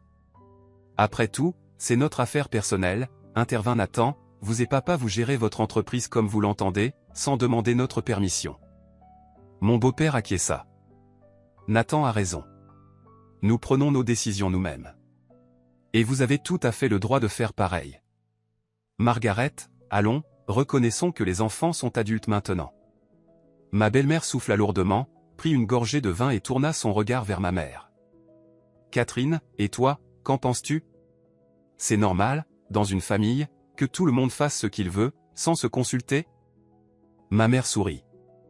Je pense que l'on doit consulter quand on fait confiance à quelqu'un et qu'on veut connaître son avis. Mais exiger que tout le monde consulte, ça, c'est trop. Les enfants feront leur choix. On pouvait voir que ma belle-mère était déçue par cette réponse, surtout qu'elle a reçu un léger soutien de la part de ma mère. Mais elle se ressaisit et dit. Bon, d'accord, ne gâchons pas la soirée. J'espère qu'un jour, nous apprendrons tous à travailler ensemble. Je soufflai intérieurement, me disant que peut-être, le conflit allait enfin se calmer. Nous avons continué à dîner, parler de Paul, partager des anecdotes du passé. La situation semblait s'être un peu apaisée. Mais quand le moment des adieux arriva, ma belle-mère s'approcha de moi et me dit à voix basse. Tu penses que je vais me contenter de ça? Non. Ma famille, c'est ma famille, et tu ne peux pas ignorer nos problèmes. On reparlera. Je ressentis un frisson dans mon dos, mais je n'eus pas le temps de lui répondre, elle était déjà en train de se diriger vers le vestiaire. Nathan me lança un regard interrogateur, comme pour demander ce qu'on venait de se dire. Je haussai les épaules, toujours la même chanson. Nous sommes rentrés à la maison. J'étais tendu, mais j'essayais de ne pas le montrer devant Nathan pour ne pas envenimer la situation. Il remarqua que j'étais nerveuse et me dit. Je vois que maman t'a encore fait du mal. Pardonne-la, elle ne peut pas accepter que tu gères ta vie toute seule. Mais c'est nos décisions, et on a le droit de les prendre. Oui, je sais. J'essaie de moins réagir, mais pour être honnête, j'en ai marre de tout ça. Elle semble jamais se calmer. Cette nuit-là, je ne pouvais pas dormir, pensant à ce que tout cela allait donner. Ma belle-mère ne comptait sûrement pas s'arrêter là. Et elle avait toujours une arme pour mettre la pression, s'immiscer dans la vie de Paul et décider de l'avenir de ses finances. Je savais que bientôt, un nouveau tour de manipulation viendrait, probablement par l'intermédiaire de Paul. Et cela arriva. Quelques mois plus tard, j'avais finalisé tous les documents pour le terrain et avais commencé à chercher un architecte, en plus d'Elisabeth qui était prête à m'aider avec les plans. Mais il fallait aussi engager une équipe de construction. Un jour, mon téléphone portable a sonné. C'était le directeur de la crèche de Paul. Victoria, bonjour. Récemment, la grand-mère de votre fils est venue nous voir et a demandé qu'on accorde plus d'attention à Paul. Nous devons clarifier comment répondre à de telles demandes. Je suis restée interdite. Quelle grand-mère? Il semble que ce soit Margaret.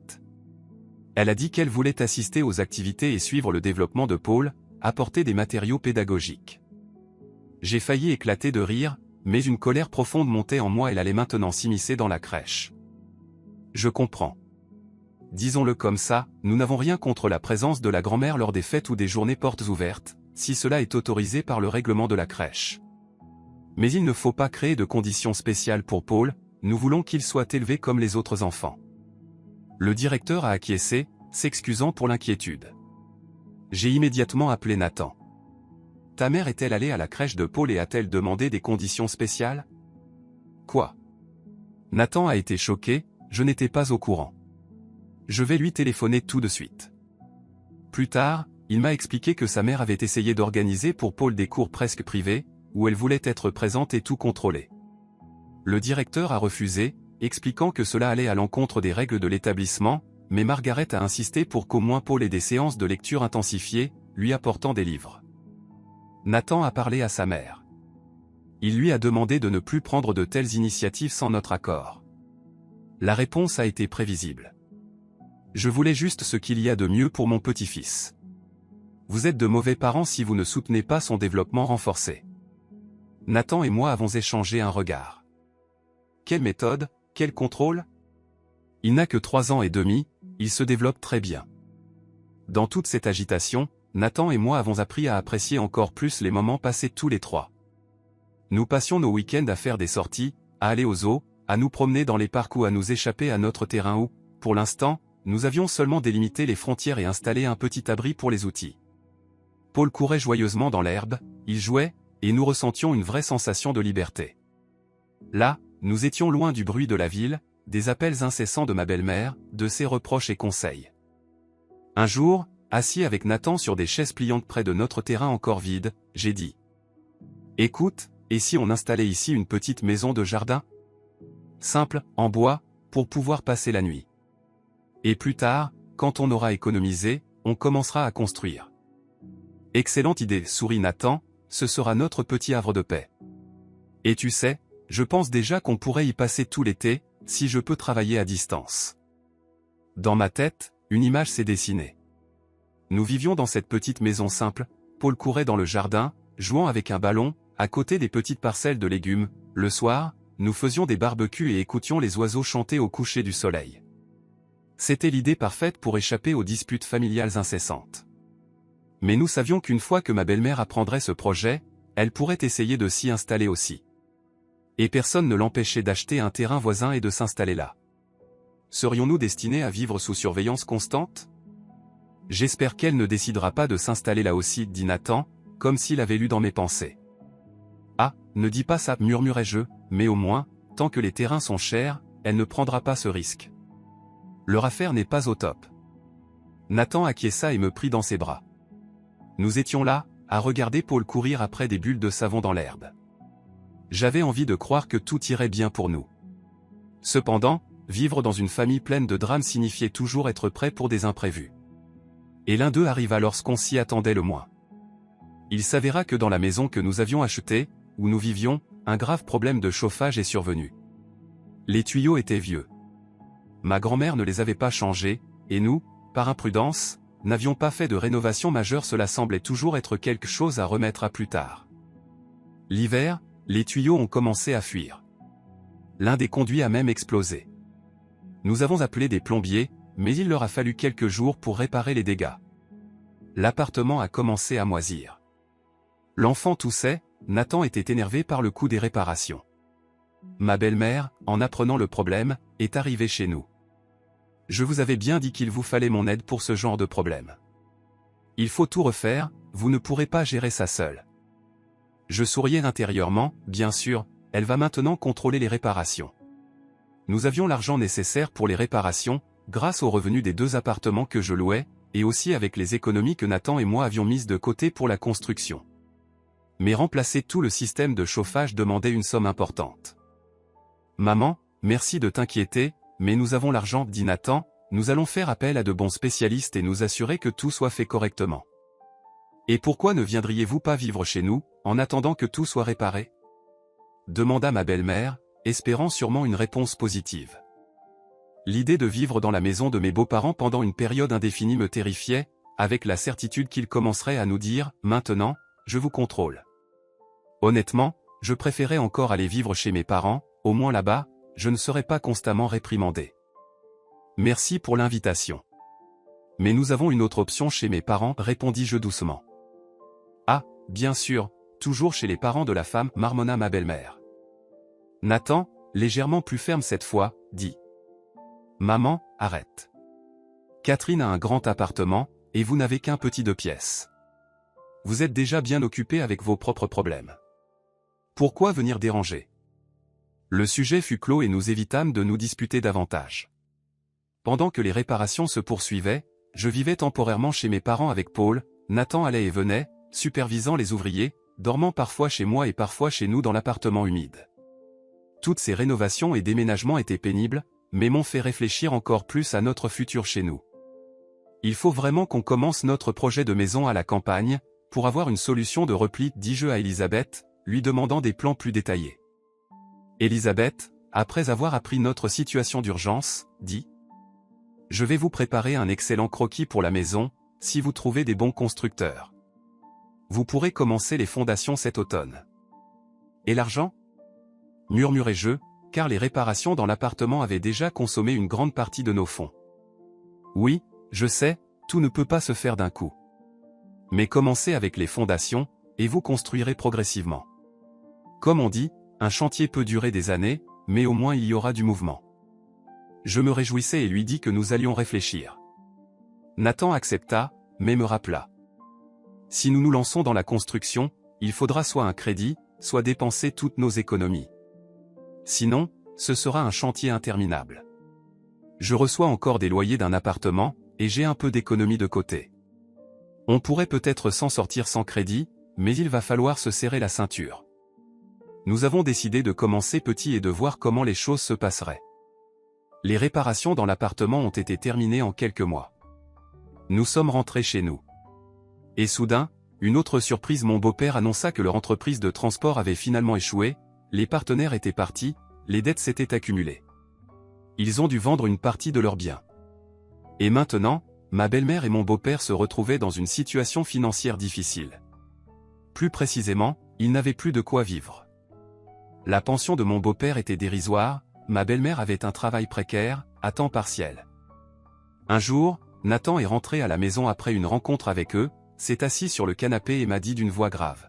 « Victoria, c'est vraiment grave. Maman veut que papa vende leur appartement et achète quelque chose de plus petit, mais même ça ne suffira pas à couvrir les dettes. » Quel dommage, répondis-je, attristé par la situation. Bien que ma belle-mère fût en partie responsable, elle avait poussé mon beau-père à prendre des risques sans avoir de réserve. Maman suggère que nous pourrions les aider, continua Nathan, prêter de l'argent pour couvrir une partie des dettes. Mais, honnêtement, je ne veux pas te demander de l'aide encore une fois. C'est ton capital familial. Je pris une profonde inspiration, sachant que je pouvais bien sûr être compatissante, mais que ma belle-mère m'avait traité de manière horrible. Si je leur donnais une grande somme maintenant, cela ne résoudrait pas tous leurs problèmes, mais me donnerait juste le sentiment d'être exploité. Nathan, je suis prête à discuter d'un prêt sans intérêt ou quelque chose du genre, à condition qu'ils signent un contrat et remboursent l'argent. Mais simplement leur donner, désolé, ce n'est pas possible. Oui, je ne veux pas non plus donner. Mais ce sont mes parents, et je ne peux pas leur dire simplement, débrouillez-vous. Je comprends, acquiesçai-je, mais j'ai peur que ta mère n'accepte jamais un contrat ou des engagements. Elle considère que, puisque je fais partie de la famille, je dois partager sans condition. Nous avons longuement discuté et envisagé plusieurs options. Bien sûr, Nathan aurait pu prendre un crédit à son nom, mais cela aurait mis en danger notre vie et notre projet de construction, car il aurait fallu rembourser avec notre budget familial. Finalement, nous avons décidé que Nathan parlerait avec son père ou peut-être que lui serait plus flexible. La conversation a eu lieu, et son père a proposé que, si nous voulions aider, il serait prêt à mettre en gage leur terrain de vacances. Mais lorsque ma belle-mère a appris cela, elle a explosé de colère. Donc, on va devoir mettre notre propre terrain en gage pour notre belle-fille? Elle est avide et intéressée uniquement par ses propres bénéfices. Nathan a essayé de la raisonner. Maman, c'est la seule option réaliste pour rembourser la dette. Victoria est prête à prêter de l'argent, mais elle veut des garanties. C'est une pratique normale. Des garanties? On est une famille, je n'en peux plus de répéter ça. La famille devrait s'entraider sans condition. La dispute n'a rien apporté de bon. Ma belle-mère était en colère, elle a fait une scène, disant qu'elle préférait mourir plutôt que d'accepter de l'argent de Victoria à intérêt. Mon beau-père, plus raisonnable, comprenait qu'il n'avait tout simplement pas d'autre solution. Finalement, ils ont apparemment décidé de s'en sortir seuls.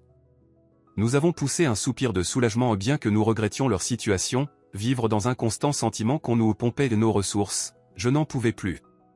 Puis, quelque chose d'inattendu s'est produit. Un soir, mon beau-père a appelé, m'annonçant que Margaret avait été hospitalisée en raison d'une crise hypertensive.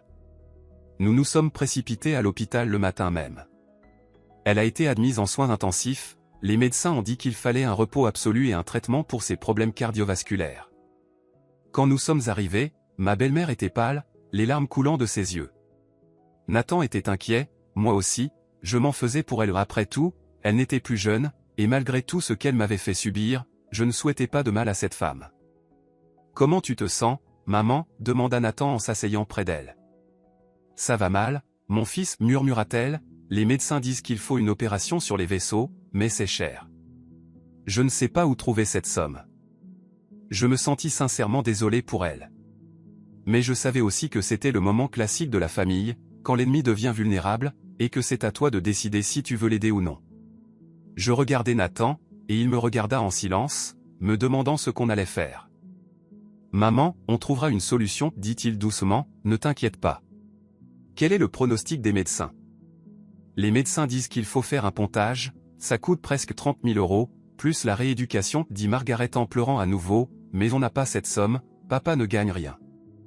Je savais que 30 000 €, pour nous, ce n'était pas une petite somme, mais ce n'était pas non plus une fortune. Si je voulais vraiment, je pourrais puiser dans mes économies. Et voici venu le moment de vérité. Est-ce que j'étais prête à aider quelqu'un qui, il y a à peine quelques semaines, m'avait qualifié de mercantile, s'était immiscé dans ma vie et m'avait reproché 1000 choses? Était-ce possible pour moi d'être au-dessus des rançéures, puisque la question concernait la vie et la santé? Je regardais Nathan. Nathan, on va aider. N'est-ce pas? Bien sûr, acquiesça-t-il, visiblement soulagé, craignant que je refuse. Maman, ne pleure pas, on va payer l'opération. Selon les conditions que Victoria jugera appropriées. Mon cœur se serra, mais je décidai de ne pas imposer de conditions pour le remboursement de cette somme. Ce serait, à mon avis, une cruauté extrême. Elle était malade, et je n'allais pas lui demander un contrat. De quelles conditions tu parles, soupirai-je, on va juste aider.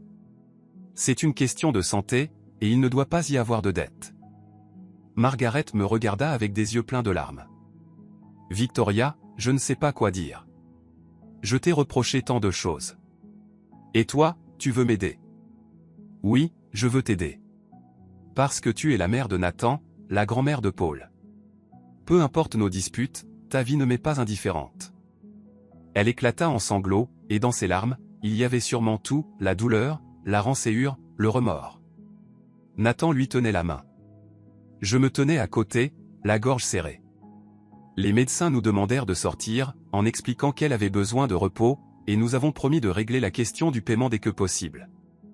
Sur le chemin du retour, Nathan dit. Je suis désolé que ça ressemble encore à un emprunt sur ton héritage. Ce n'est pas de l'héritage, ce sont mes économies. Mais ce n'est pas important. Je vais faire le virement, et elle va se soigner. Merci, Victoria. Je t'aime. Il me prit la main, et je ressentis un profond soulagement. Malgré tout ce qu'il y avait eu, nous n'avions pas laissé ma belle-mère mourir par manque d'argent. Peut-être que maintenant, elle se calmerait définitivement envers moi. Nous avons payé l'opération, et une semaine plus tard, elle a été réalisée avec succès. Margaret a été transférée dans une chambre, les médecins ont dit qu'elle avait besoin de rééducation dans un centre de rééducation. Elle allait mieux, bien qu'elle fût encore affaiblie. Lorsque nous sommes allés la visiter avec Nathan et Paul, elle nous a souri. « Salut mes chers. Désolé, Paul, que mamie n'ait pas pu te voir. Bientôt, je vais guérir et tu viendras me voir, d'accord ?» « D'accord, répondit-il joyeusement. Il ne comprenait pas encore à quel point c'était grave. J'ai remarqué que ma belle-mère était plus chaleureuse avec moi. Il semble que la maladie l'ait poussée à reconsidérer beaucoup de choses. Elle m'appela doucement près de son lit, demandant à Nathan de prendre Paul. « Victoria, je dois te dire, je te remercie pour ton aide. Et je veux m'excuser. Toute ma vie, j'ai pensé que quand quelqu'un dans la famille a de l'argent, il doit partager et suivre les règles communes. Mais toi, tu as été indépendante, tu as pris tes propres décisions. Et j'ai toujours lutté contre ça. Je comprends, répondis-je, en m'asseyant sur une chaise près d'elle, vous avez fait ce que vous pensiez être le mieux pour votre fils. Mais j'avais une vision erronée. Pardonne-moi pour l'avocat lors de la première semaine de votre mariage, pour ce contrat de mariage, pour toutes les demandes d'investissement dans le business, dit-elle doucement, semblant avoir honte, et pour avoir essayé de manipuler mon petit-fils. Le principal, c'est que tout s'assoit derrière nous. Je ressentis une vague de chaleur m'envahir. Reposez-vous, récupérez, et quand vous sortirez de l'hôpital, essayons de communiquer calmement.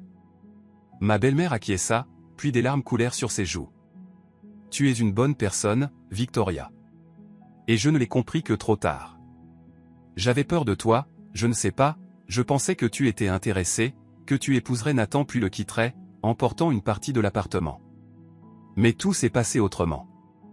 Oui, je n'avais aucune intention intéressée. Je voulais juste qu'on ne nous force pas à vivre selon les règles des autres. Nous avons parlé encore un peu, et pour la première fois, j'ai eu l'impression que nous étions sur un pied d'égalité. Peut-être qu'elle a vraiment compris à quel point elle avait eu tort. Quand nous sommes partis, Nathan, voyant mon état, m'a pris dans ses bras. On dirait que tout s'arrange. Qui aurait cru qu'on devrait passer par la maladie pour en arriver là? Oui, la vie nous enseigne parfois des leçons inattendues. Dans les mois qui suivirent, ma belle-mère suivit sa rééducation. Nous avons payé son séjour en centre de rééducation. J'avais décidé de ne plus compter les dépenses, car après toutes ces années de conflits, nous voulions enfin un peu de paix. Mon beau-père, d'ailleurs, devint un peu plus doux avec moi, probablement après avoir vu que je n'avais pas abandonné sa femme dans la difficulté. Le soir, il appelait Nathan pour lui donner des nouvelles, le remerciant pour tout. Quand ma belle-mère est revenue de la rééducation, nous avons organisé une petite fête à la maison, préparé une table, invité mes parents et ma tante Irene. Tout le monde était heureux de l'avoir guérie. Et c'est à ce moment-là que ma belle-mère, pour la première fois en de nombreuses années, a fait un toast dans lequel elle m'a remercié et a dit « Victoria, je veux que tout le monde sache tu n'es pas juste une belle-fille, mais un vrai membre de notre famille. Tu m'as sauvé non seulement de la maladie, mais aussi de mes propres peurs. Merci de m'avoir appris à respecter les limites des autres. » Je suis restée là, souriante, en écoutant sincèrement ces mots. Dans ma tête, je pensais, est-ce que nous avons enfin trouvé la paix? Peut-être qu'après tant d'années de lutte, nous allons enfin vivre en paix? La vie n'est jamais parfaite, il y a toujours de petites choses qui viennent gâcher la fête. Mais je voyais que ma belle-mère, personne fière, avait appris à apprécier de bonnes relations. Nathan et moi ne nous attendions pas à des changements immédiats. Oui, elle continuait parfois à nous donner des conseils sur l'éducation de Paul, parfois trop insistants. Mais sans agressivité ni reproche, plutôt dans l'intention d'aider. Elle a cessé de sous-entendre que je devais investir dans leurs affaires familiales et a compris que j'avais ma propre vie. De plus, elle a commencé à respecter mes compétences professionnelles. Victoria, tu t'y connais en finance, tu pourrais nous dire comment mieux refinancer notre crédit? Un jour, elle me demanda tranquillement, sans ton autoritaire. Je lui ai donné quelques conseils, j'ai contacté des économistes de mon réseau. Ils étaient reconnaissants, et tout est progressivement devenu plus harmonieux. Ma sœur Elisabeth avait déjà terminé le projet de notre future maison, et nous avons commencé à chercher une équipe de construction. Ma belle-mère, maintenant sincèrement intéressée, posait des questions, qu'est-ce que vous prévoyez? Et comment sera la façade? Vous voulez un foyer? Oh, j'imagine déjà vous boire du thé près du feu en hiver. Elle en parlait avec un véritable enthousiasme. Si vous avez besoin d'aide pour choisir les matériaux, je peux vous conseiller un designer que je connais, nous avons travaillé ensemble sur une rénovation. Je me surprenais à penser que je serais ravi d'accepter son conseil si elle le proposait de manière gentille, et non pour imposer ses règles. Apparemment, les relations peuvent changer, il suffit de faire preuve d'un peu plus d'humanité. Nathan se rendait presque chaque semaine sur le terrain, pour voir l'avancement des travaux, et moi, je m'y rendais le week-end avec Paul. Nous avons installé une petite maison en bois, apporté des lits, une table et des chaises. Maintenant, nous pouvions y rester quelques jours si nous le souhaitions. Paul était ravi. Il avait un sentiment rudimentaire que c'était notre maison de campagne même si elle était encore temporaire, c'était déjà notre coin de nature. Un jour, alors que je coupais du bois près de la maison, il fallait bien allumer le poêle. Nathan s'est approché de moi et a dit « Tu sais, je ne t'ai jamais dit à quel point je suis fier de ton caractère.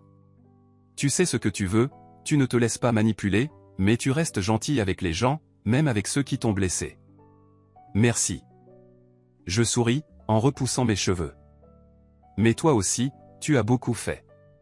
Tu aurais pu être d'accord avec ta mère et faire en sorte que mon capital parte dans leur affaire, tu aurais pu me forcer à céder.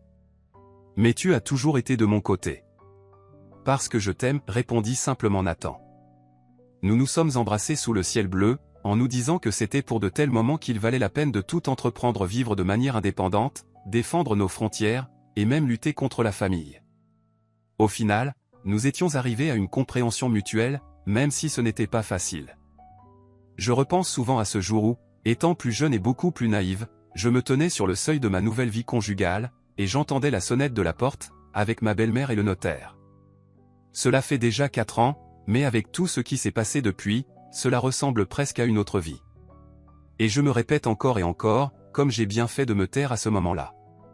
Car si j'avais parlé de mes 3 appartements dès le début, il ne fait aucun doute que ma belle-mère aurait tout fait pour s'emparer de mon héritage et de ma liberté. Nous nous serions probablement encore plus disputés avec Nathan, et il n'est même pas certain que notre mariage aurait survécu à ce premier choc. Mais d'un autre côté, maintenant je comprends tôt ou tard, le secret devient public, et ce qui compte, c'est que ton être aimé se place de ton côté. Et les tentatives de ma belle-mère pour me rééduquer ont été vouées à l'échec. Elle a traversé une épreuve de santé, elle a vu qui était là pour elle, qui était prêt à la soutenir. Et peut-être que c'est cela qui a changé son regard sur moi. Certaines personnes diront que cette histoire s'est merveilleusement bien terminée, un peu comme un conte de fées. Mais en réalité, la vie est bien plus compliquée que n'importe quel roman. Il nous reste encore beaucoup d'étapes à franchir, finir la maison, continuer à élever Paul et peut-être même un deuxième enfant.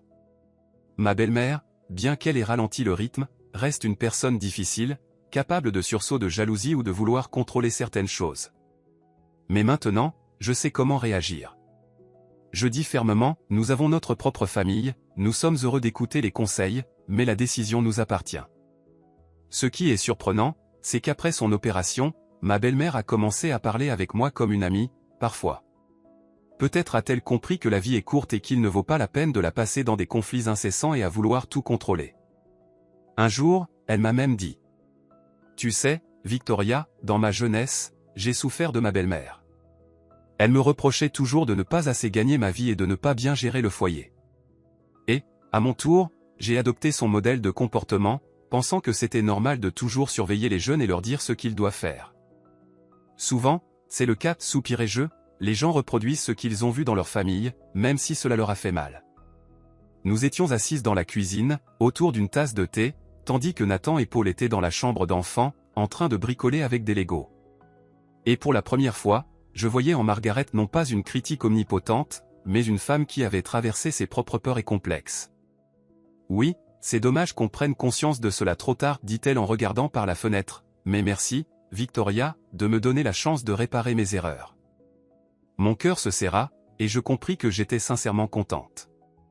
Nous avions réussi à passer de la position d'ennemi, ou du moins de rival, à celle de personnes capables de se mettre d'accord et même de se soutenir dans les moments difficiles. Aujourd'hui, notre vie se déroule ainsi. Nous vivons toujours dans l'appartement de ma grand-mère, qui est maintenant véritablement notre maison, mais parallèlement, nous commençons à construire notre maison de campagne. Paul va à la maternelle. L'automne prochain, il ira à l'école de développement pour se préparer à la première année. De temps en temps, ma belle-mère va le chercher à la crèche lorsque nous ne pouvons pas, et elles ont trouvé un terrain d'entente. Maintenant, ces méthodes spéciales se limitent à des lectures de contes le soir. Plus personne ne vient avec des notaires, personne ne nous impose des conditions. Personne ne nous demande de l'argent pour leurs affaires. Et moi, de mon côté, j'aide mes beaux-parents comme je peux. Par exemple, nous avons acheté pour eux des billets pour une maison de repos afin que ma belle-mère puisse se rétablir. Je fais tout cela, non pas par crainte ou culpabilité, mais parce que je le veux. Parfois, en entendant les vieilles histoires familiales, mes amis me demandent: « Tu veux dire que ta belle-mère a tellement changé ? Tu m'avais dit qu'elle était terrible. » Je souris et réponds: « La vie a changé, et nous aussi. Et surtout, j'ai appris à défendre mes frontières et à ne laisser personne les franchir. C'est probablement la leçon principale de toute notre histoire. Mon mariage avec Nathan a traversé de nombreuses épreuves. Cela inclut l'héritage, l'influence de ma belle-mère, et nos décisions en famille. Et maintenant, nous sommes plus forts et plus proches que jamais. Nous avons un objectif commun: vivre dans l'amour, élever nos enfants, construire notre maison. Mon indépendance financière est toujours là. L'appartement restant, je continue à le louer, ce qui me garantit une sécurité financière. Margaret, après sa guérison, a abandonné beaucoup de ses illusions. Elle ne pense plus que l'argent résout tout. Elle a compris que les relations sincères avec son fils et avec moi sont bien plus importantes, et c'est sur cette base que nous tentons de construire notre avenir. Oui, nos visions de la vie diffèrent toujours, mais il n'y a plus cette agressivité ni ce désir de dominer l'autre. Parfois, je repense aux premières semaines après notre mariage, cette période intense, lorsque ma belle-mère est venue avec le notaire, souhaitant conclure un contrat de mariage, et je me demande combien de choses auraient pu mal tourner si j'avais cédé à ce moment-là, ou si j'avais explosé en conflit. Mais heureusement, j'ai eu la sagesse de me taire et de défendre ce qui m'appartenait, et plus tard, de trouver l'équilibre entre indépendance et désir de maintenir la paix dans la famille. Peut-être que c'est ce qu'on pourrait appeler une fin heureuse sans mysticisme, mais avec un happy end, comme dans une bonne comédie dramatique. Et devant nous se dessinent de nouveaux horizons. Nous prévoyons de commencer à poser les fondations de notre grande maison l'année prochaine, si nous arrivons à gérer nos finances correctement dans 2 ans, peut-être, les murs et le toit seront là. Et peut-être qu'il faudra encore attendre un peu plus longtemps mais ce n'est pas grave, l'essentiel est que nous faisons tout ça ensemble, et personne ne nous met de pression. Parfois, je souris en imaginant comment nous serons, dans notre future maison, près du feu, et ma belle-mère sera là, parlant tranquillement avec moi de nos fleurs de jardin. Peut-être qu'un jour, cette scène se réalisera. Margaret préparera des tartes, elle racontera à Nathan combien Paul était un merveilleux garçon, et Paul courra dans le jardin avec son vélo. Et plus aucun notaire ne viendra troubler notre tranquillité. Personne ne dictera les règles. Nous serons simplement une famille. Bien sûr, la vie ne garantit pas qu'il n'y aura pas de nouveaux défis. Mais, ayant appris l'essentiel, protéger mes frontières, savoir dire non tout en restant gentille, je me sens prête à affronter toutes les épreuves. Et si on me demande quel est le secret? C'est probablement de savoir, au bon moment, garder le silence sur ses finances et, quand c'est nécessaire, les partager pour sauver quelqu'un. C'est l'art des relations familiales, où chacun a droit à son espace personnel, mais n'oublie pas la solidarité mutuelle.